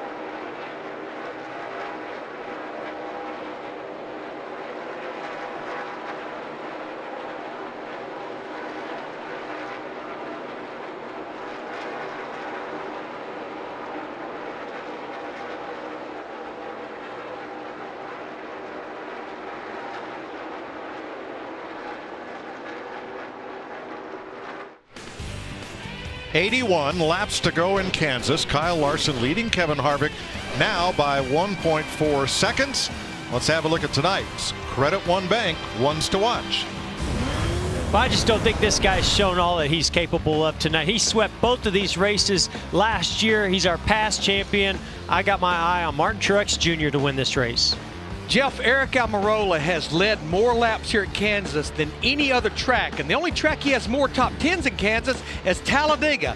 He may not win this race, but I bet he adds to that top 10 list tonight. Larry, I hate to do this to you guys. I would take the 4 against the field, but he's got 2 wins on a mile and a half. He's been runner-up on the other 2. 4-car, no-brainer. My guy is giving it all he's got. He's leading the race and he's driving away. I'm taking Kyle Larson not because where he is right now, but how he got there. He raced from the back of the pack, running faster lap times than everyone all race long. That's going to continue, and Larson takes that beautiful number 42 to victory lane. I don't think so. Ryan Blaney started on the front row. This is where he made his Cup debut. It's one of his favorite racetracks due to all the on-throttle time. I think the 12 is just one adjustment away from victory lane. Darrell, we'll all just have to agree to disagree, right? Yeah. Well, if he can make the right adjustment, you might be right. He's been fast all night. We know that. Can you tell anybody tell Michael had first pick? No. I don't know where that mythical golden horseshoe went, but there is a 4-leaf clover on the front of Kyle Larson's car. There sure is.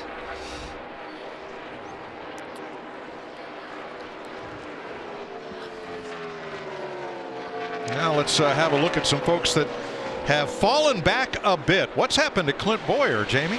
Well, Mike, he came into this weekend really feeling like he had the best shot at winning this race since 2007 when he finished second.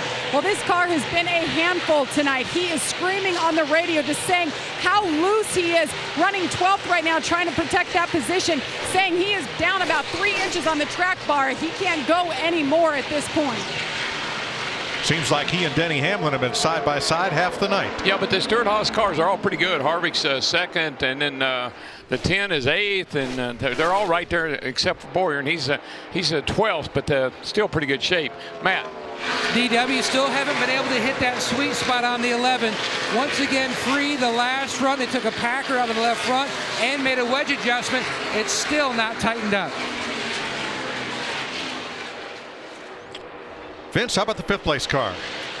Kyle Busch just told crew chief Adam Stevens they just don't feel like he's been able to keep the rear tires under him. Actually, all 4 tires under him just don't have the grip that they anticipated having. They were very optimistic coming into this race. One of the strengths of this team is adjusting as they go along, and they've taken swings at it every stop they've come. They've got one more stop to make. We'll see if that's a difference maker. 3 of the Hendrick cars running 11th, 14th, and 15th. Alex Bowman in the 14th spot, 16 seconds off the lead.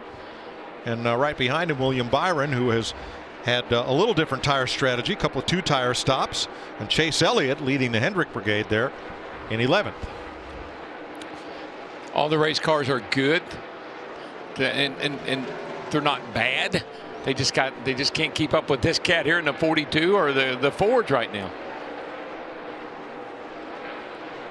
Looks like he just put Michael McDowell 2 laps down there. I still think that the Chevy guys might go get their arms around this car before the year's over with, and they will be very competitive. Well, we saw this on our last night race that we ran in Richmond, how the track changed and transitioned so much that most teams couldn't keep up with how much it changed, and it was pretty much loose on that night, and it's really loose that we're hearing tonight also.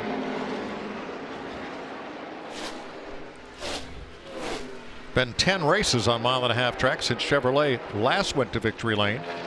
And Larry, to Jeff's point, how much of what we are seeing tonight in this transition to darkness are we going to see in the 600-mile race at Charlotte that we're going to have in 2 weeks? Well, and it starts a lot earlier in the day, Mike, and it's going to end later at night. And yeah, we always talk about it. It's almost like you break that thing down into 100-lap runs, and honestly, that's going to be the stage lengths. We'll have 4 stages there, 100 laps apiece, and yeah, you really have to go back to that notebook when you start that early in the afternoon, that as far as daylight and transition well into the night. Yeah, Larry, you know, it used to be years ago, you could do spring rubbers, you could do a lot of different things to make big changes and swings from day to night. Now it just seems like nothing really makes a big swing. We heard Clint Boyer talking about, I've lowered the track bar 3 inches and it's not helping. I mean, what kind of tools do they have today to make those bigger swings? Well, we've heard Matt, Jamie, and Vince talk about a lot of teams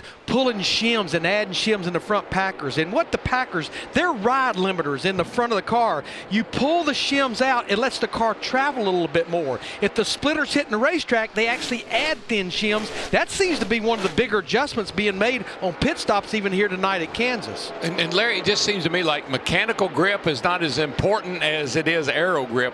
And that seems like everybody just focuses on aero grip all the time. Yep. Well, they found Aric Almirola some clean air to run in. Now he's trying to hold off his teammate, Kurt Busch. Thanks to Kurt and the 41 team for these views from our Fox Visor cam. Heading into the All-Star race, don't forget to vote for your favorite driver. All-Star weekend is next weekend. And you know, something I was just thinking about, and it just kind of dawned on me, the 42 has Hendrick engines under the hood. So I'd say that eliminates one of the things that you would question. Yep. I don't think it's horsepower. Here's Erik Jones running in 9th, part of that battle for 7th. Looking back from Kurt Busch.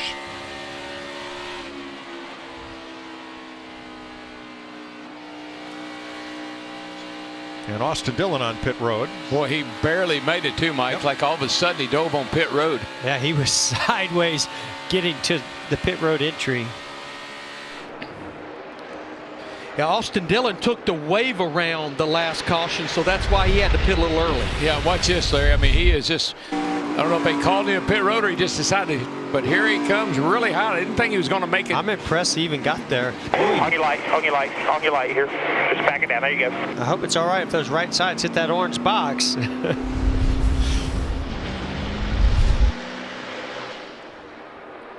Erik Jones going for 8th. I like the race that Erik Jones is putting together. Just real calm and just methodically picking away at it one by one. BJ McLeod making a pit stop. He's in the 51 this week. And yes, Austin Dillon has a commitment line violation. You said you were hoping. He was. I didn't call it out. He was hoping too. Sure.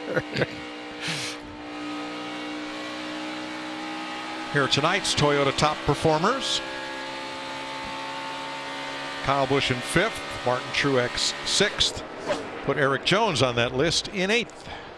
Having a nice solid night tonight. Jones is, and running 8th. Just got to run all the laps.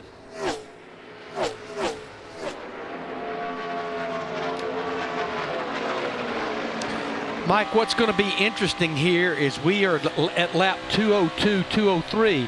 The window opens here to make it to the end in about the next 4 or 5 laps. But we went back racing at 100 to go. I think what they'll do with this stage is split it right down the middle. But I think when you look right here, anywhere between lap 205 and lap 215, that's when we'll start to see those green flag pit stops.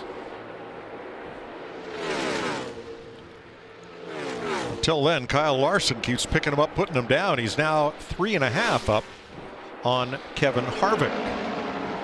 Clint Boyer, the hometown hero, currently running in 13th. How about a quick word from...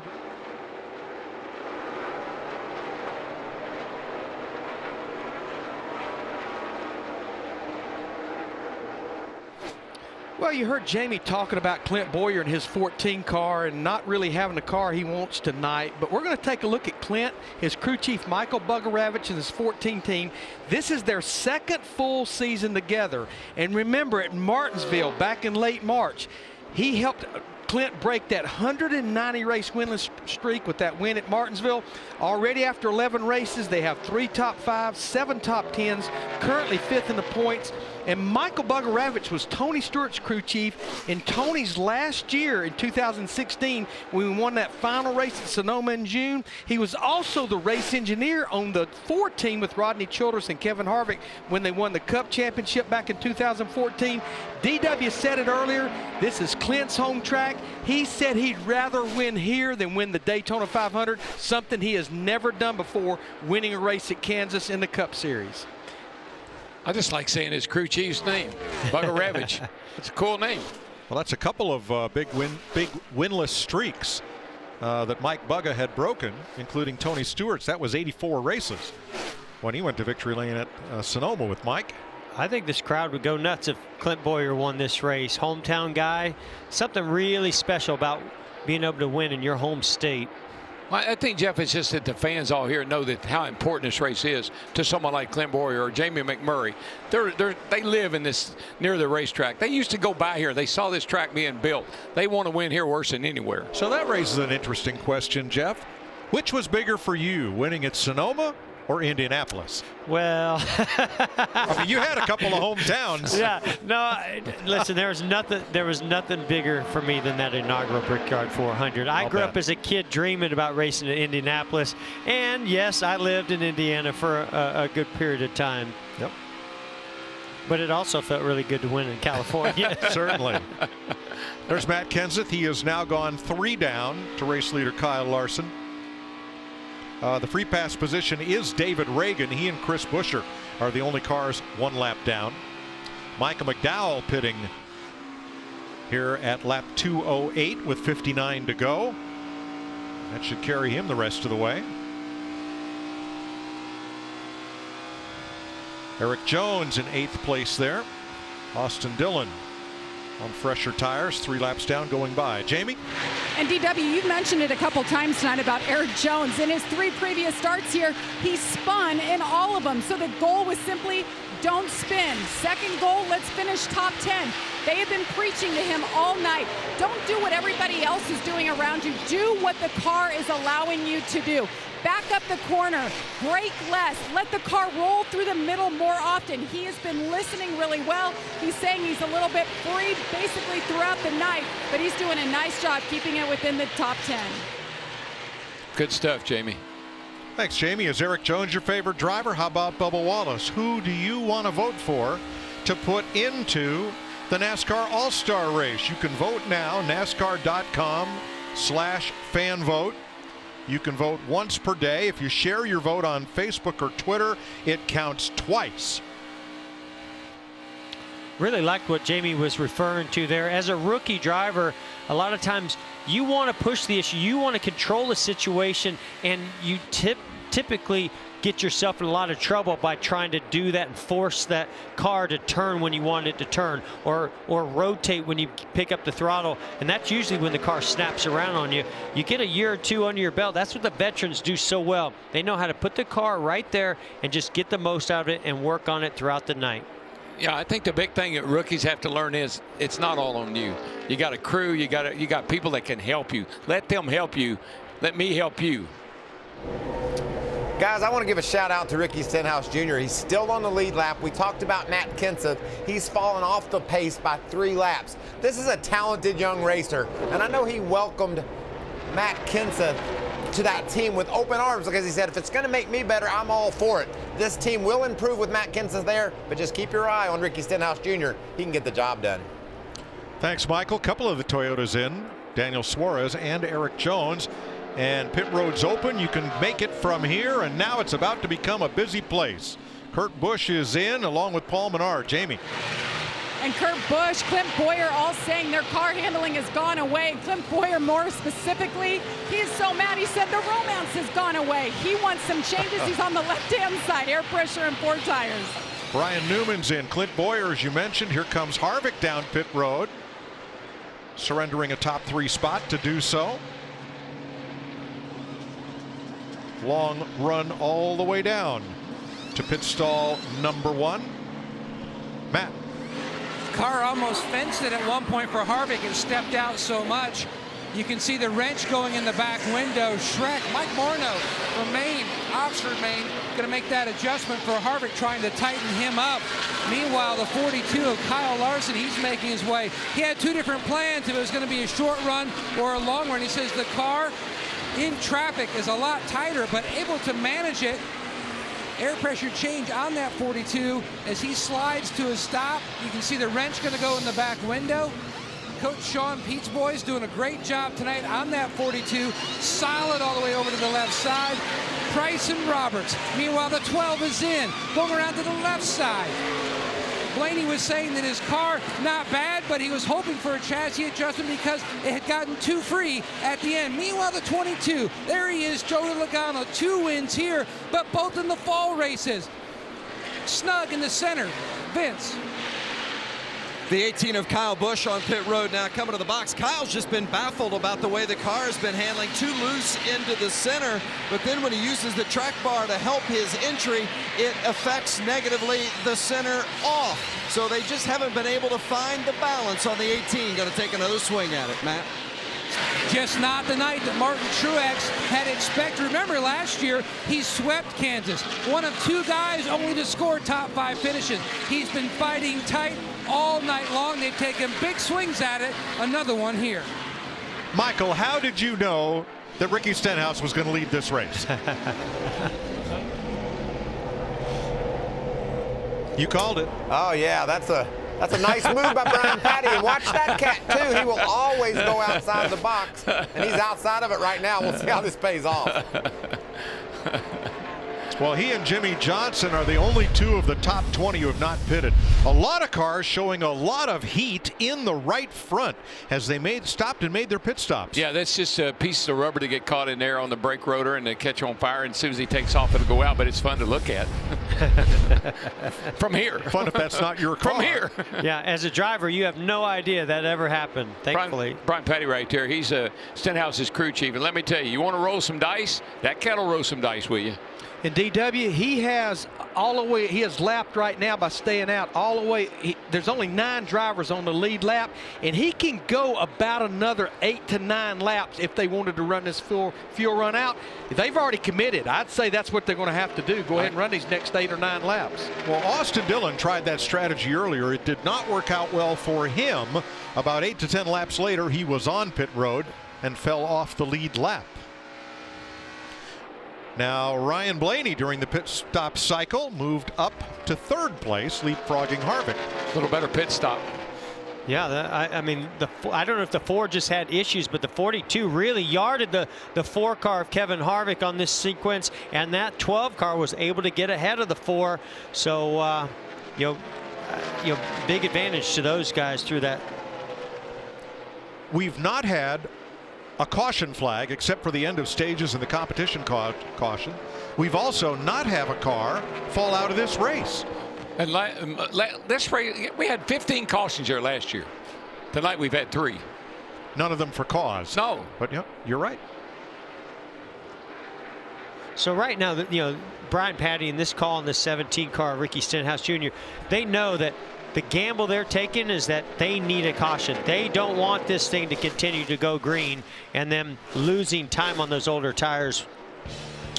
Yeah, that would pin all but the next 8 cars a lap down. Let's go side by side.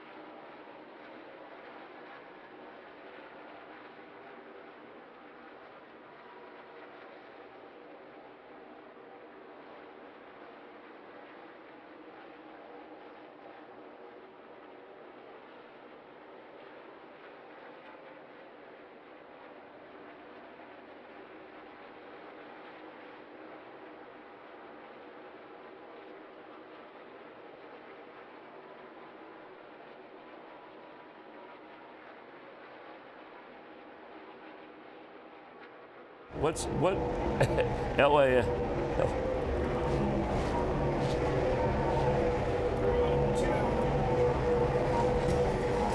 NASCAR on FS1 live from Kansas Speedway, and an interesting race with a gamble. Ricky Stenhouse Jr. in the 17 Jack Roush Ford has the lead with 42 laps to go. Michael Waltrip, Chris Myers, but how long will that lead last? He can't run but about 5 or 6 more laps, if that, Chris. I think he's coming in right now. Those tires are worn and he's low on fuel. Yeah, and the average speed of this race, so we're at a record pace for this particular race here in Kansas, just over 145 miles per hour, and this will put Kyle Larson back in the lead.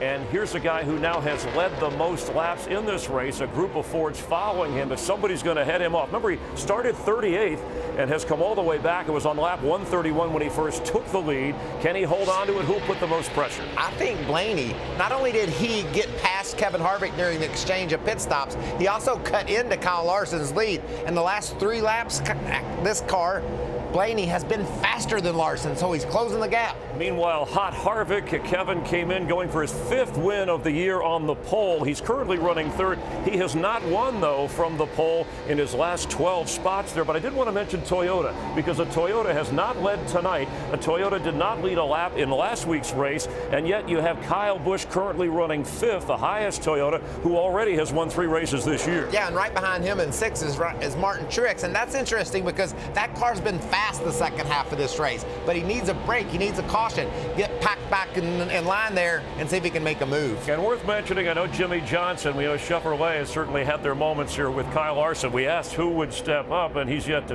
pit, but Johnson, he just is coming in now. Here comes Kyle Larson, your leader in the 42 Chip Ganassi Chevrolet, but Jimmy Johnson has never gone past race 12 to open a season without winning a race, and of course he's been a couple laps down all night. He's yet to lead a lap this year. Yeah, and it's just so confusing, such a struggle, not only for Jimmy Johnson, but pretty much all of Hendrick Motorsports. And then Kyle Larson out there in the same. We've talked so much about the Chevys not being competitive, and Kyle Larson is dominating.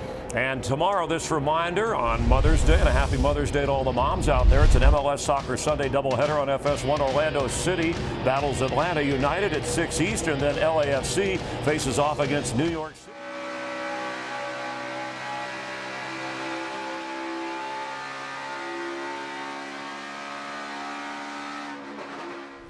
Thanks, Chris. 38 to go. Kyle Larson in the lead. I think I've figured it out.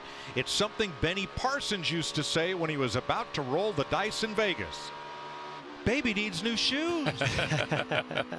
Kyle's daughter, Audrey, was born on Monday. Mom, Caitlin, daughter Audrey, doing fine. In fact, the baby arrived 2 weeks early. John Hunter Nemechek was scheduled to be on relief duty in case Kyle needed to leave for the blessed event, but now he has a son and a daughter, and boy, he's out front. He is, and he's going to run up at Hopstad, Indiana tomorrow night, Tri-State Speedway, in a sprint car. That's a track I raced on years and years ago, and the Helfrich family run that track, a really neat little racetrack over there near Evansville, and Kyle told me he's going to run there tomorrow night. Yeah, I'm very familiar with that track. Ran there myself in some sprint cars. It's hard to believe that Kyle Larson's never won on a 1.5 mile track, that he's finished second. What did it say up there, 6 times before? Wow. Incredible. Well, he's getting mighty close to breaking that streak.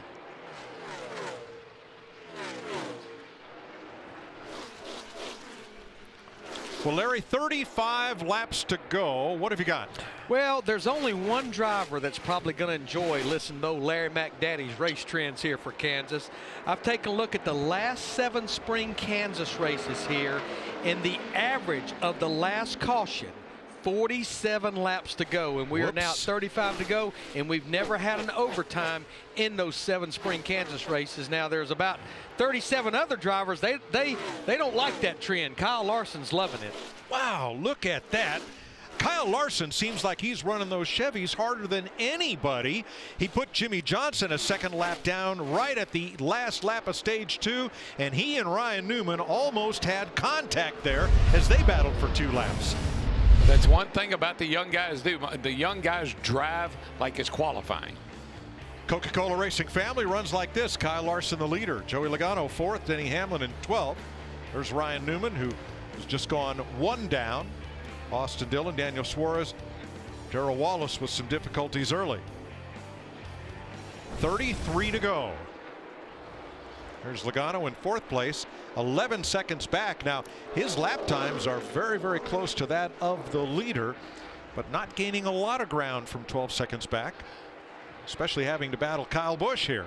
Well, you see Kyle Busch is hanging on that bottom groove, looked really good through the corner, and then as he got to the exit, the car just took off on him. I tell you what, Mike, the car that could challenge our leader right now, Kyle Larson, is this guy right here. I've been watching lap times. He's got a couple of tenths on Kyle about every lap here now, and starting to close that gap a little bit. Blaney into 12. There it is at 322 feet on our Fox tracker. And look how close to that wall. I mean, he and Larson are. There's just got to be a coat of paint between them and the wall. That's it. The guy that might win this race is the one that keeps the right side on it. Wow, it's close. They're so close. I mean, look at that, Mike. It looks, every time I look, I think, oh, he's in the wall, but he's not. He's just like, oh, trouble on the back. A shower of sparks. Alex Bowman, the first. He's got a tire down. Right front down, and Daniel Suarez also. Clear down, clear down. Suarez got a lot of damage. We're going to have help jacking up the right front. Going to be right side. You can see some tire mark there on the right front fender of the 88 of Bowman. Yeah, Daniel Suarez, it appears, got loose, and Bowman is victimized from 14th place. Suarez was 2 laps down. Watch the 19 on your left. Suarez in the 19, Bowman in the 88. Bowman closing fast.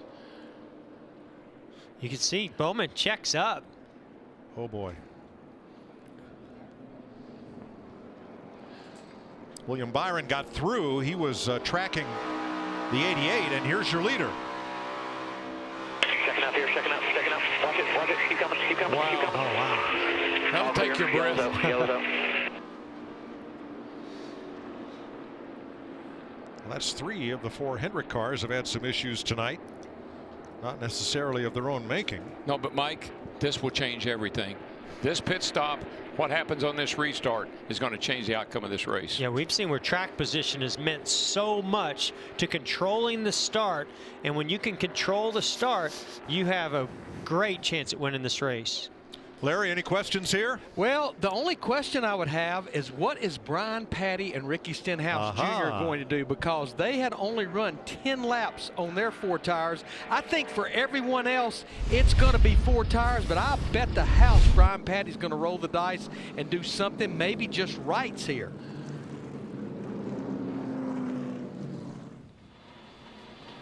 The one thing I do need to clear up and I do need to straighten out, Stenhouse is actually a lap down, so I'll be willing to bet what he'll do, he'll take the wave around here. Yeah, there you go, Larry. That's what I was thinking. There are 4 cars 1 lap down. Now, Ryan Newman is in the free pass position, but McMurray, Stenhouse, and Bowman are 1 lap down. This is the first caution for contact of the night, and it comes at lap 237. Daniel Suarez and Alex Bowman involved. So when we restart, we will have at least 15 cars on the lead lap, including Newman, and we'll see who stays out to take the wave around. That, of course, assumes that the lead lap cars pit here.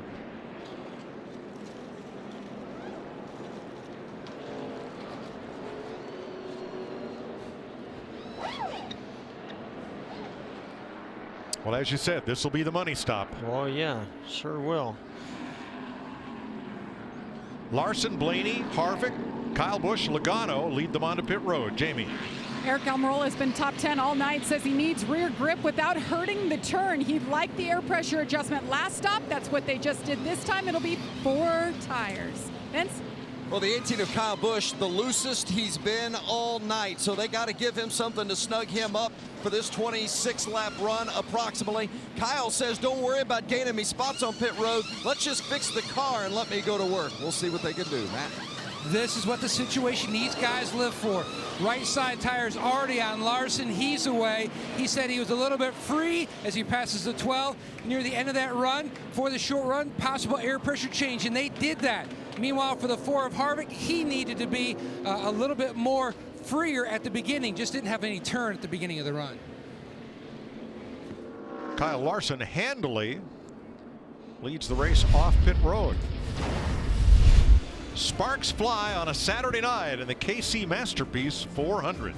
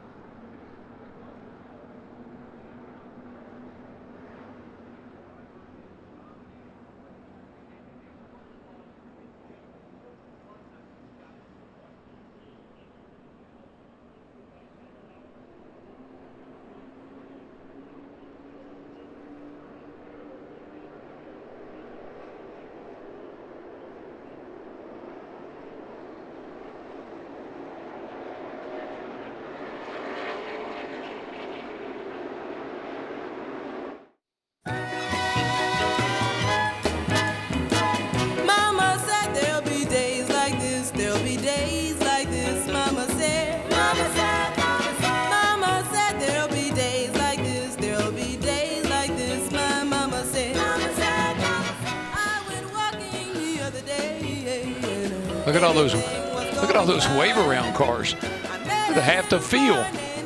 They're trying to get home for Mother's Day. Yeah, they're in a hurry. And they better hurry up.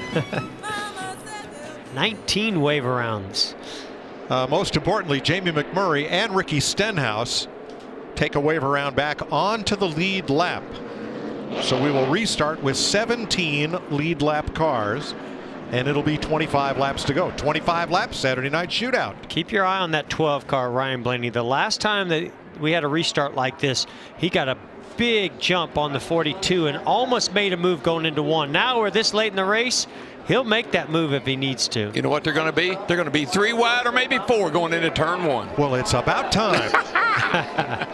That's what we came to see. Green flag.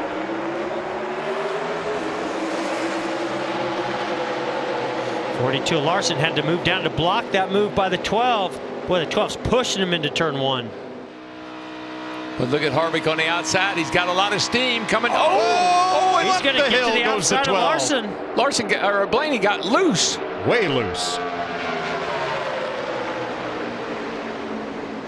Larson, a little side draft off Harvick, who fights right back on the outside. Boy, these two guys better. I can't help but remember California when you see these two guys banging into each other. Yeah, no love lost and here. Logano. And Logano is right there with him. Larson knows how important it is. He cannot give this up, or he's going to. I think he's going to lose give second. Up a lot more than lose just second the win. To Logano. Yeah. Goes back to third. Wow. I think, what was that statistic y'all had a minute ago about Larson? 7 times he'd been passed for the win and 6 times on the final 7 laps.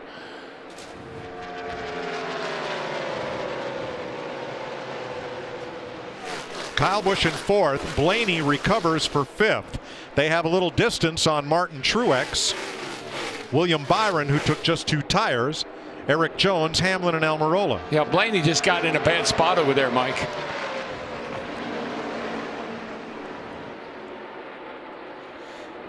Well, our 5-hour energy big move of the race has to be that restart. Well, I think Larson's going to be kicking himself for maybe not taking that outside lane. Got a great push from the 12 car. But watch this 4 car, Kevin Harvick, right here. Yeah, right there, Blaney got loose and had to chase it. Good thing he had nobody his outside. Had to run up the hill. That cost him a bunch of spots. Well, you give Harvick the outside lane all by himself, and here comes the closer. He's on it now, and he's pulling away. And that's your 5-hour energy big move of the race. I think when he gets out front, Mike, in the clean air and everything else, as good as that car and as good as Kevin is, it's just going to be hard to catch him. That right there, he just saw there, he was able to suck Larson around just a little bit, got him loose. Here comes Logano, and Larson had nothing, couldn't do anything about it. Now Blaney going after Kyle Larson for 3rd. Boy, I also just wonder if the 42 of Larson, they made an adjustment that did not work out well with this set of tires. And they crashed together. How in big the tire. world? Oh yeah, the 12 blew a right front tire. They got into each other. The 12 and the 42 got into each other, and I think it cut the right front tire down on the 12. And possibly the left rear here on the 42. Gosh. And there goes Blaney's chances. Still coming. They were racing each other so hard. And so close. Too close. Chip Ganassi, the car owner, he is not a happy man. I don't know how much damage the 42 car has. I think he has some. There's a big tire rub. Between Larson and Blaney, they'd led 153 laps tonight. Watch this, Mike. They just get up close to each other and just. Here's at the start-finish line. Start banging into each other. Bang, bang. Comes up. Bang. Well, I don't know if that was necessary by the 12 of Blaney. That last hit seemed to be a little bit aggressive. I agree, Jeff, except I think he got into him and just couldn't get off. I think the car got a little loose and he just couldn't get off of him. Quarter starting to chase you now tight. Loose under you. Go inside. Cut his right front tire down. I mean, I understand side drafting, to try to make that move. And here's Kyle Larson's radio. and you can only run me up so high. I got you.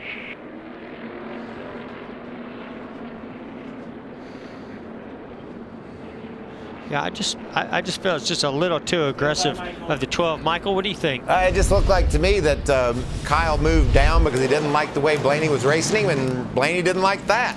And he made contact with Larson and blew his right front tire out. Blaney to the garage. Pit road is open. Vince.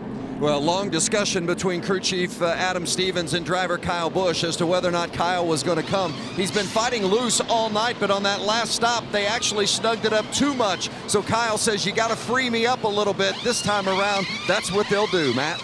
Kyle Larson said, I'm way too tight. That's how he started out that run, and Jeff, you touched on it. That's why he just didn't look like he was the same car.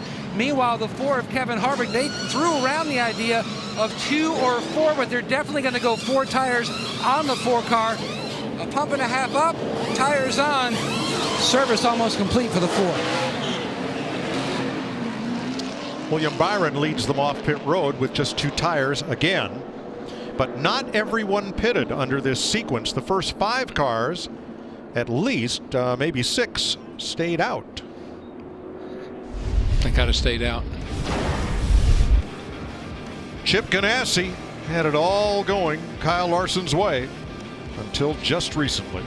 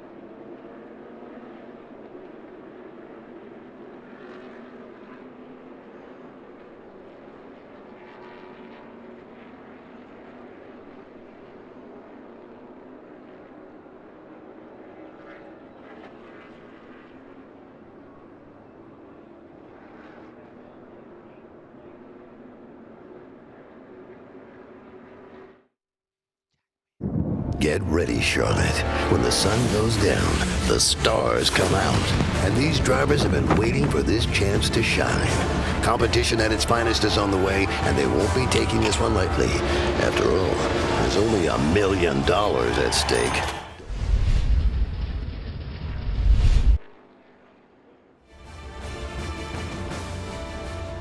Now watch Kyle Larson's pit stop. The driver goes when the jack drops. Unfortunately,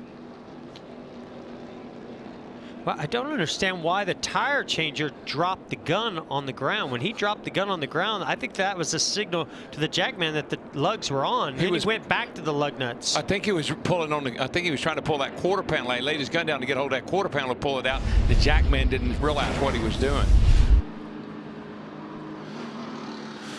Oh, man. And you know, that could have been on the radio, maybe the crew chief or somebody saying, pull out that fender, pull out that fender. Right. When it looked like the tire carrier was kind of already taking care of that, and the tire changer went to assist. Yeah. So Kyle Larson had to come back in to tighten lugs, as did Aric Almirola in the number 10. Now the drivers who stayed out and did not pit: Joey Logano, Martin Truex, Erik Jones, Denny Hamlin, Ryan Newman, and Chase Elliott. Here's Logano's team. Oh, what is happening today? Decided like on the front row, besides the lineup that was just there. I think we can do whatever one you feel most comfortable with, buddy. I'm pretty comfortable with either one, but whatever you feel best with, man. TJ Major, spotter for Joey Logano. Yep. He chose the inside against Martin Truex. It'll be 15 laps to go. Whole new cast of characters up front. Let's see how it plays out. We're back under green. Truex going for 3 in a row here. He's on the front row. Side drive. Look at Erik Jones taking 3 wide to Logano. I think the advantage is going to go to the 78 here on the outside. 2-3. Here's the leader. Clear. Chase Elliott coming hard on the outside. Got a good run, but got right up against the back of Newman and no further. As they head off into 3, Elliott to the bottom this time. Harvick upstairs. Boy, he is, and he is right up against that wall, but he made the pass. Oh, trouble. Hard at the wall goes William Byron. Nose is in. Oh, Byron went in hard. Oh. Matt Kenseth piled into Byron right to the 14 car right at the end there. 24 set down here on fire. 37, the 1. That was a huge wreck. Chris Buescher involved. You can see William moving around a little bit. That's Ty Dillon. There. He's out of the car now. Matt Kenseth and William Byron climbs out after an incredibly hard hit. I'm not sure what happened, but remember, William only took 2 tires. It looked like he got a little bit loose. They were 3 wide there. They will stop the cars on the backstretch. Clint Boyer makes it back to pit road. Boyer's just had a tough night all night long. So 5 cars are stopped in the front stretch grass, and Byron on the front straightaway. Good to see he's okay. Oh boy, they're 4 wide there. Byron on the bottom. He just gets loose underneath he just the starts 14. spinning out, gets into the. Man, it just. Oh my gosh, the car almost went over. Just hooked, nosed in. How many times have we seen a car land on top of Ryan Newman? Ryan Newman? Yeah. I mean, that's 2 or 3 times I can remember. Too many. Remember, he was with McMurray down in Talladega when that happened. Matt Kenseth climbs from his car. He's okay.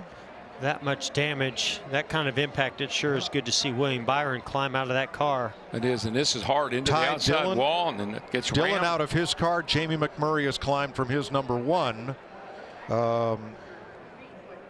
Chris Buescher moving around in his car has not yet climbed out.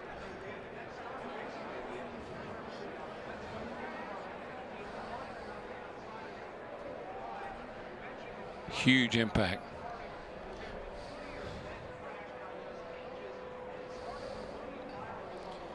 Well, let's ride with Kurt Busch and our Fox Visor cam. 31's up there, top side slow, inside corner, 30 spin, come on. Missed it here, keep coming, big wreck here, keep coming. Boy, amazing views and amazing job getting through there. The middle one, very top. Wrecking up ahead, keep it low. All the way on the ethers.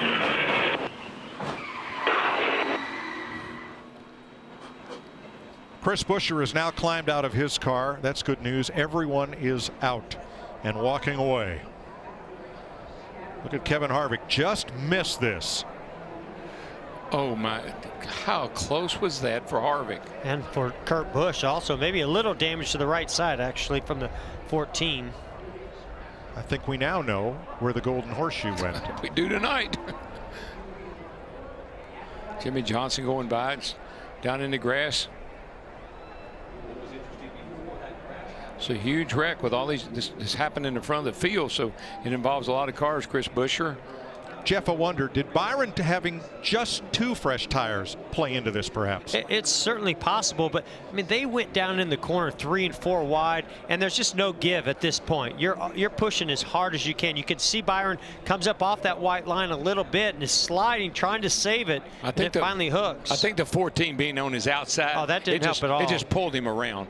But he only had 2 tires, so you're already at a disadvantage, and then you get pulled around. Stenhouse made a nice move to get through there. Bowman also. Jimmy Johnson. And, Austin Dillon on the outside. You can see Kenseth come in right at the end. Yep.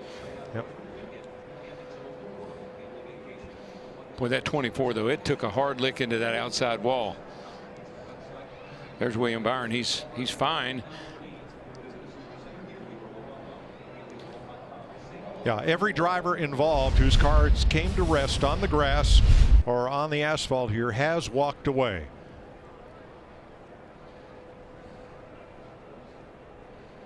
Seven cars involved, and Bowyer will probably be able to continue, and he may be the only one of those cars who can.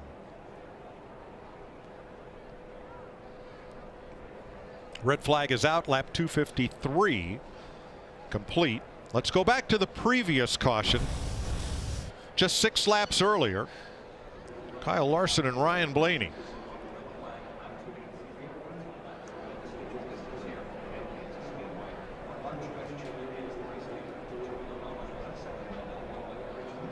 And Jamie is with Ryan Blaney. And Ryan Blaney brought it back to the garage, and then he had to be checked and released. Led 53 laps tonight, had a solid car. But what happened between you and the 42? I don't know, just hard racing. I'm definitely to blame on that one. Just trying to side draft hard, and your car's kind of light down the front stretch there, and just hard racing at the end. I got about spun out and 1 and 2 on the restart. Getting sucked around, and we're making some spots back up, and just trying to get back up to the front and try too hard. So that stinks. We had a really fast race car, and I hate it for Rev. You know, the 2 races they've been in our car this year, and we've led a bunch of laps in both of them and ended up wrecked. So wish we can get over that hump. But I thought we made a good gain tonight in where our cars need to be, and hopefully we can carry that forward into the next upcoming weeks. But definitely my fault, just trying too hard, and made contact, and then it cut my right front down, and hate I got the 42, but just hard race. Thanks, Ryan. Thanks, Jamie. No cautions for contact for the first 237 laps of this race, and then 3 in rapid succession. And it's just about ramping up the intensity of the race. Now you're getting down to the end. Every split-second decision you make matters, and you're not going to lift. You're going to make more contact. You're going to take it 3 wide when before you were checking up and not taking that risk. Now it's full-on risk to try to win the race or get 5th or whatever that position may be. Yeah, you just take less, Mike. That's what it amounts to. So Martin Truex Jr. is the race leader under red from Joey Logano, Erik Jones, Denny Hamlin, Chase Elliott. Everyone back to Clint Bowyer in 17th is on the lead lap. Now Bowyer's car is on pit road. They can't touch it during the red flag period. But once the red is lifted and the yellow comes out, they will be able to make repairs. They can look at it and evaluate it, but the officials are right there on the scene to make sure that no repairs are made under the red flag. Let's get a recap from Chris and Michael. Yeah, Mike, if we go back to the start of this race, it was the front row of Fords with Harvick on the pole. But Ryan Blaney wins stage 1, holding off red-hot Kevin Harvick, going for his 5th win of the season. 3rd stage win. Kyle Larson then winning stage 2, his 1st stage victory of the season. We kind of had a series of changes.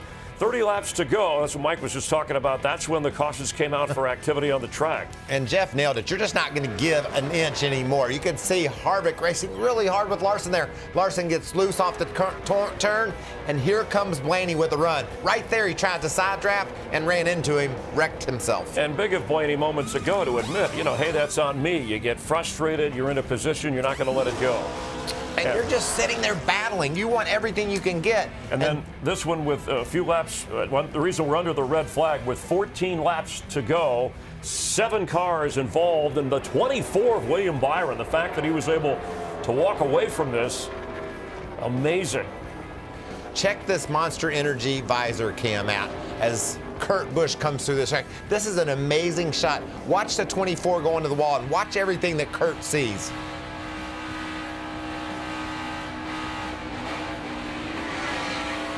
I mean, just so violent. So they're running up for upwards of 170 miles an hour right there, Chris. William Byron on 2 tires down on the bottom of the racetrack, 3 wide. His car just got loose and around it went. Yeah, and currently Kurt Busch is running in that 7 spot. Boy, for Ryan Blaney, heartbreak kid this year. He's led the most laps of any driver who has yet to win a race, and you could sense the disappointment and frustration in him. All right, the storylines coming into this race, right? Who would step up for Chevy? It was Kyle Larson, but certainly he's out of the picture in terms of winning this race. Red hot Kevin Harvick, he's still in the thick of this, obviously in pretty good position, and the king of restarts and closing races. And the other question, and finally, Toyota has someone who has led a race tonight, the first in the last 2 races, the guy who dominated here last year and dominated mile-and-a-half tracks, the defending champ, Martin Truex Jr. And that car's been getting better and better all night. He's in a position now to go out and close this deal. But watch Kevin Harvick. He's starting 6th. That means he's 3rd row outside. Outside should be an advantage. Harvick is the closer, like you said, Chris, and he can close this deal still from 6th place. And Aric Almirola, who started 4th, is currently running 12th, and it was a year ago he wasn't in the 10 car with Stewart-Haas Racing. This was the wreck that knocked him out for 7 races in this race, and it was amazing that he had to go to the hospital, but within 24 hours in the 43 car, because of a back injury, he was able to get out and recover. You see the way that car slammed down in the back end. They had to cut the roof away to get him out of that car, and he's been rehabbing ever since, just working and working on that back. And tonight in his 10 car, and he's had a terrific season so far, still searching for that first victory in that wreck. As we look from above moments ago with 14 laps to go, the one involving William Byron. Watch for the 10 car as he survived that to be 12th. Let's check in, though, with William Byron, who's standing by with Jamie Little. And William has been checked and released. First off, big hit, William. Are you okay? Yeah, that one hurt really bad, but I'm fine. We took 2 tires there and just didn't have couldn't get it turned on the bottom, and then got sucked around at the last minute. Just should have been lower than that. Just couldn't rotate, couldn't cut. So I think overall we were trying to kind of push some things there and just didn't work out. But we'll go on to wherever's next, and that one definitely hardest hit I've been in, but thankful to be walking, so that's good. I know you guys tried 2 tires a few times. How did that make the handling change compared to the 4 tires? Yeah, I just wouldn't turn on 2 tires, and we were kind of a sitting duck there with that strategy, and then felt like after that we kind of, we're a pretty decent car before that, but a lot of guys were on different strategies, so I think the one car got hung up on the top, a couple guys split the middle, and I think we were 3 or 4 wide, and it was hard to tell or judge really how much room I had to my outside, so just got sucked around there, I guess, and got loose and hit the wall. Glad you're okay. Thank you. Thank you. A 20-year-old in his 12th race, and nice to see that he's okay. And the 31 actually helped in that situation. That was Ryan Newman's car with that wreck. Yeah, you could see the way Almirola slammed down a year ago, and that's what hurt him. In that case, setting down on the 31 car of Ryan Newman broke his fall, and it made the impact much less. Yeah, and Kevin Harvick is currently running, we mentioned he's 6th, but Chase Elliott, talk about a guy looking for his first win, seemingly out of nowhere, is 5th at the moment. And that's strategy. We talked about how mixed up everything is at the front of the field. Truex and Logano, Jones on those older tires along with Hamlin and Elliott. But now we've got to reset. Those guys that took 4 tires, like Harvick, has gotten a position to make something special happen. Yeah, and Logano, he stayed out moments ago prior on that previous caution. But we mentioned that Martin Truex has his first lead of the night. This is our defending champion who swept these races last year, and he won 7 of his 8 wins, came on mile-and-a-half tracks last year. He has a win this year, but not on a mile-and-a-half. And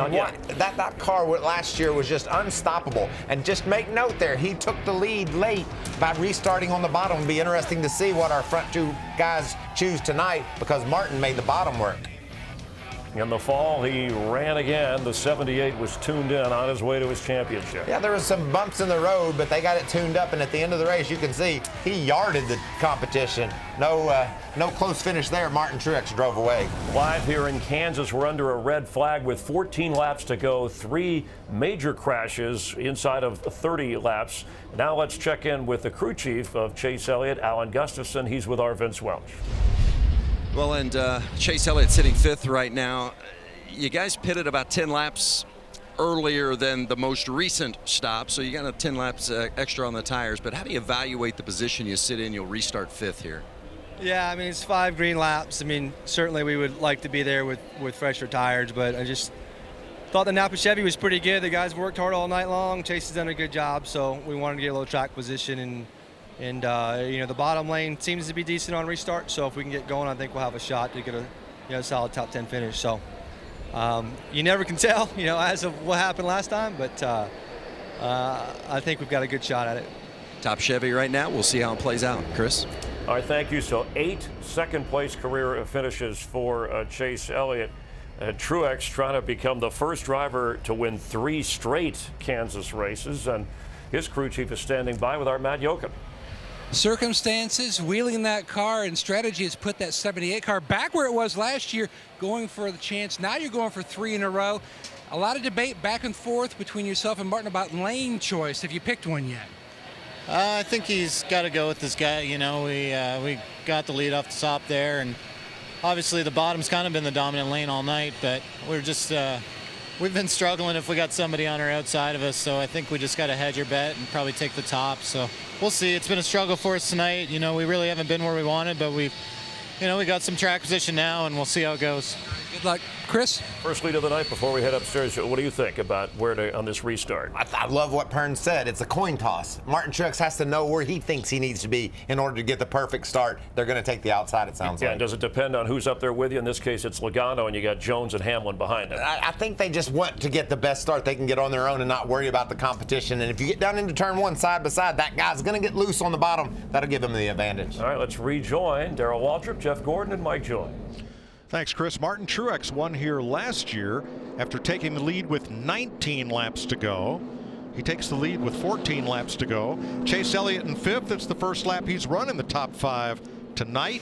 He and Erik Jones in the top 5, both seeking their first win. I like that Erik Jones. I like where he is. He's going to restart 3rd no matter what they do on the front row here. And what he tried to get them 3 wide down here on that last restart. So we'll see how that works out.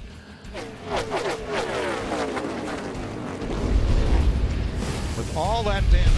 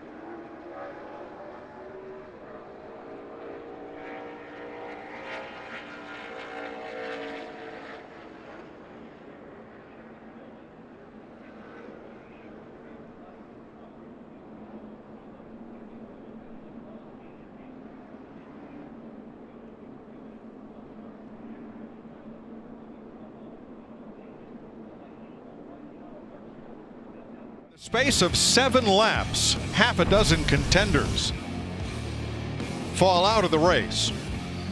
Ryan Blaney up against Kyle Larson, cut right front tire, and the outside wall ends Blaney's night. Just 7 laps later, William Byron gets loose, gets into Clint Boyer, lands on top of Ryan Newman, and they slide in front of Matt Kenseth, Jamie McMurray, Ty Dillon, and Chris Buescher. See how all the damage on Byron's car can find firewall forward after a vicious hit with the outside wall. What a great job building safe race cars. Here's your Monster Energy visor cam. Kurt Busch got a very up-close view of that, but drove through it to hold on to 9th place. So we now have 15 lead lap cars. That is Jupiter and some of its many moons from the long lens. How about that Jones boy in 3rd place? Restart here with 10. You ought to take a day off on the kindness. 10 laps to go. Look out for yourself here at the end. Yeah, I can do that. I think we said take care of our race car. Don't worry about the rest. And as you said at the top of the show, run all the laps. Run all the laps. And earlier you said we had a 25-lap feature. Now we got a 10-lap heat race. So Martin Truex, who has won both Kansas races last year, what's he thinking now that he finds himself in the lead? You think I'm crazy doing Tom? Just tell me, Cole. I think you just got to roll good, and you'll be fine. I don't think he's crazy at all, because you know, even if he does drag race to turn 1, if he's on the outside, I still give the advantage to him. All he has to worry about is the 20 of Erik Jones got a great run and made him 3 wide down into turn 1. It still worked out for the 78 of Martin Truex Jr., but that's the biggest concern I would have. Well, the wild card here is going to be Joey Logano on the inside of the front row. Now remember, the first 5 cars did not stop to take on tires. Harvick and Kyle Busch are the first ones with fresh rubber. 20, It'll be 9 to go. 20 forces that 22 up the hill. I don't think I have to worry about it because yikes. Yeah, that actually helped the 78. It did. The 78 was able to get away right there. Here comes Harvick. Yeah. Well, Harvick's got those 4 tires, and he's gonna take that outside and got a head of steam down the back. Got nowhere to go. He'll have somewhere to go here. Just give me a second. Oh, he's going to move right to 2nd. I think it's just a matter of time before he can get to the 78. He has just so much more grip than the other guys do. Come to Busch, watch your top, watch your top, watch your top. Get up, get up, get up, get up. And Larson trying to come back on the outside as well. Back at 8th place, gunning for 7th. Well, I tell you and what, gets it. Harvick's going to have to hustle, Mike, to get up there to the 78. I know he's got better tires, but that 78's got a pretty comfortable little lead right here. He better get there before Kyle Larson does. Kyle Larson's coming too. He's got 4 tires. I'm not sure we're done with cautions either. Here's one, turn 4. Well, they saved it. Yeah, but boy, a lot of smoke and flames back there at Alex Bowman.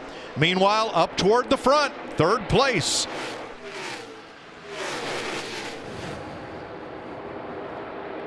Logano, Jones, Denny Hamlin. Right now, Mike, I mean, Harvick is he's not catching that 78. 78 is kind of put her in the wind. Yeah, I'm impressed with how the 78 of Truex has really been able to maintain this lead. I thought when you saw the 4 car just driving by these guys like it was nothing, he was going to run the 78 right down. Kyle Larson took him 3 wide to move up to 5th. Oh, right there. Hey, guys, yeah, I've been noticing on this 42 car, I don't know if he made contact with anything this caused it, but look at the rear glass on that 42. That thing is really caved in. We've seen that become an issue post-race for some of these teams. So you saw it last week with the 14 car. Hamlin can't hold him off. Larson to 4th. Yeah, I think Larson's got enough body damage that probably caused that problem on the rear of that car, because we hadn't seen that all night long. But I tell you right now, amazingly to me, the 78 car is gone. Long gone. 20 laps ago, you would have said no chance. Well, he would have said no chance. Yeah, hey, I picked him. That's right. I thought it was going to take some Cole Pern magic on some adjustments. I didn't know it was going to go down quite like this. I figured they're going to need that saw before the night was over with, but they got through that wreck, and here he is. 4 laps to go. Boy, Harvick is giving. He made a big gain right there. Yeah. He took a big bite out of that lead that Truex had. Truex is running the bottom. Harvick up around the top. Oh yeah, he's really getting that top. Oh yeah, he's getting the toe now. Last lap, Harvick was a 10.5 quicker. I think it's going to be more than that this time, Brian. He's getting a huge toe. I think Truex is going to have to think about running that top groove, and there he goes to the top in 1 and 2. I don't think it's going to make any difference now. Harvick is there. Well, he'll have the gain on the exit. He'll drive by him here in 3 and 4. That lap, Harvick was 0.4 quicker. Between them, they have won 8 of the last 9 races on 1.5-mile tracks. They're going to slug it out again. It's going to be 2 to go. Mike, you know, excuse me, you know, we're always talking about you can catch him, but you can't pass him. Gonna have to get around him. See, this is a guessing game right now for Truex. Yeah, he's going to have to get up in front of him really quick here. I think he's better off making Harvick pass him on the inside than letting him get to his outside. Truex went to the top to stop Harvick's advance. And there's Harvick. He's there. Yeah, he just got so much more grip, the 4 does. Never been a last lap pass here. There it is with 1 to go. Sponsored by Credit One Bank.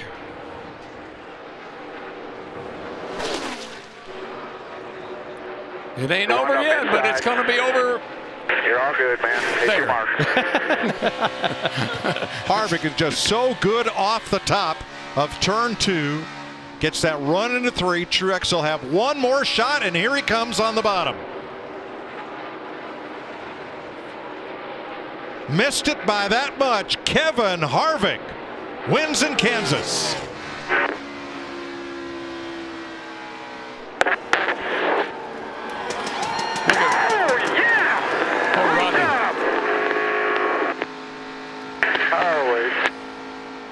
God, you're the man. 42nd career win. 18th on the all-time list. 3 in a row early in the season, 2 in a row now. 5 wins in 12 races this year. It's going to be hard to stop that team. That 4 car is pretty fast everywhere they go. He ties Jeff Gordon and Jimmy Johnson for the most career wins at Kansas. Bit of a conversation going on back here with some of the other guys. I think the 9 to 17, they weren't happy with each other. The last 12 times Harvick had started on the pole, he did not go to victory lane. Tonight he will for the 6th time, and it's the 6th time that he and Martin Truex have finished 1-2. I tell you what, he looked like Superman at the end of that race. That was pretty impressive. Boy, those guys, their whole team is so impressive. Not just this 4 team, but all of Stewart-Haas Racing right now is really putting on some great performances. And it's amazing to me. He wins the race, but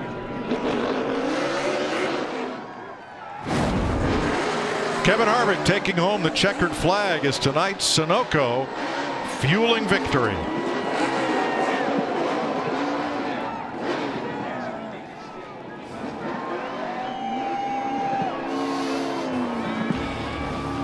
The closer passes Martin Truex with 1.5 laps to go to secure victory in Kansas. Now he's just showing off. No, he's going to unwind. He was a little uptight. He's going to unwind now.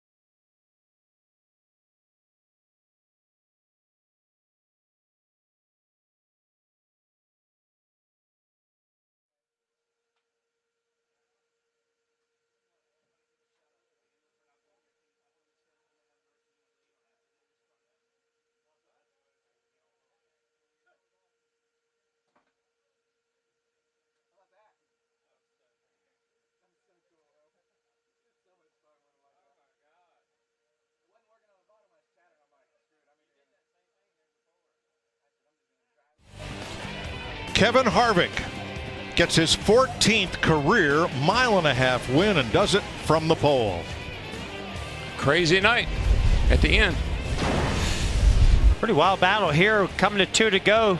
17 of Stenhouse does a slide job on Chase Elliott. Chase Elliott, he kind of could have pushed the issue there, and look, it ends up costing him another position. Well, I think it cost Stenhouse too. Yeah, they each lose a spot to Kyle Busch, and a little frustration. That's on the cool down lap, where things weren't cooled down. Yeah. They had a discussion about it behind the pit wall afterward.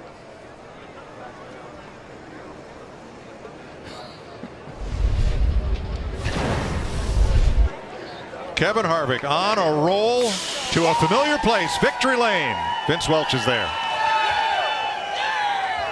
It's getting to be old hat for Kevin Harvick. 5th time this season in victory lane. The last restart, you lined up 6th. How did you get to victory lane from there? Well, the first thing I want to do is say, hey, Daniel, I know they're either they had a baby or they're having a baby. Rear tire changer. Hope everybody's doing well. And happy Mother's Day to Delana and my mom and all the moms out there. But man, that was wild last few laps. And you know, I think as you look at the end of the race there, I was really tight on the bottom.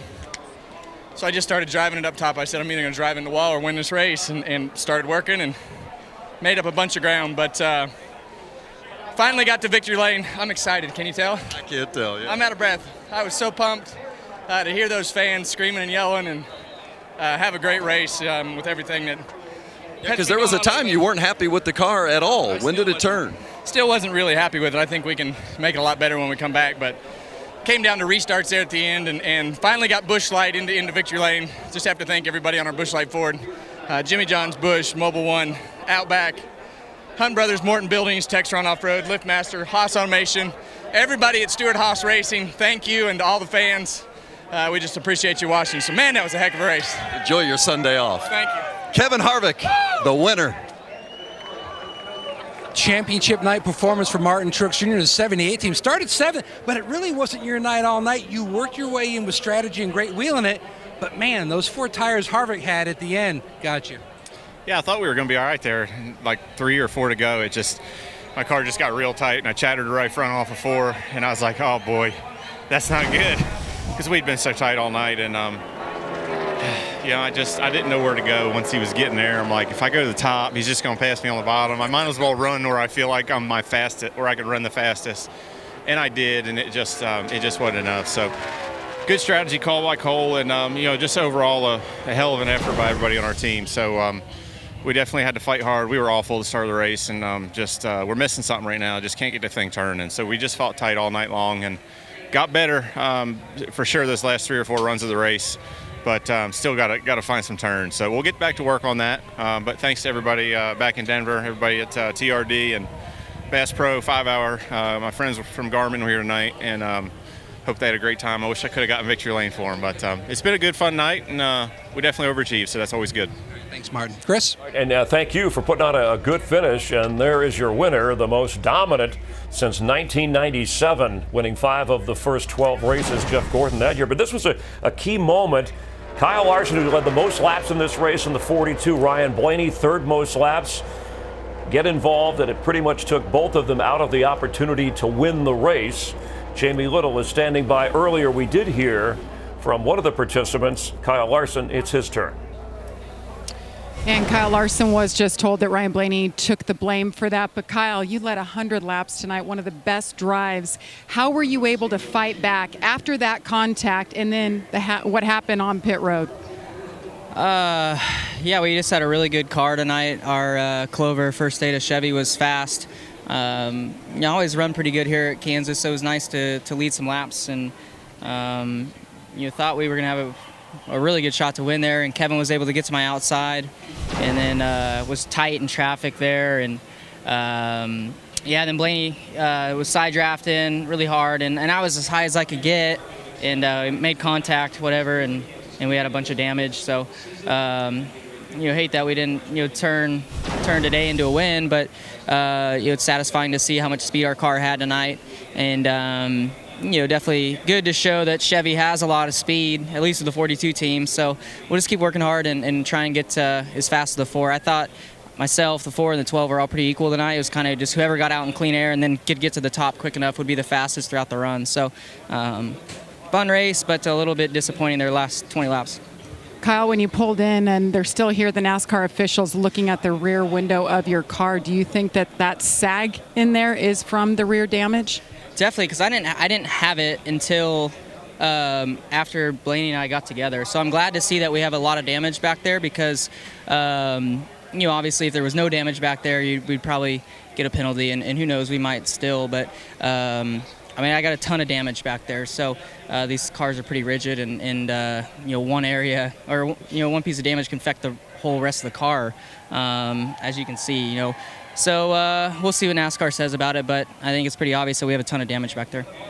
Great drive tonight. Well done.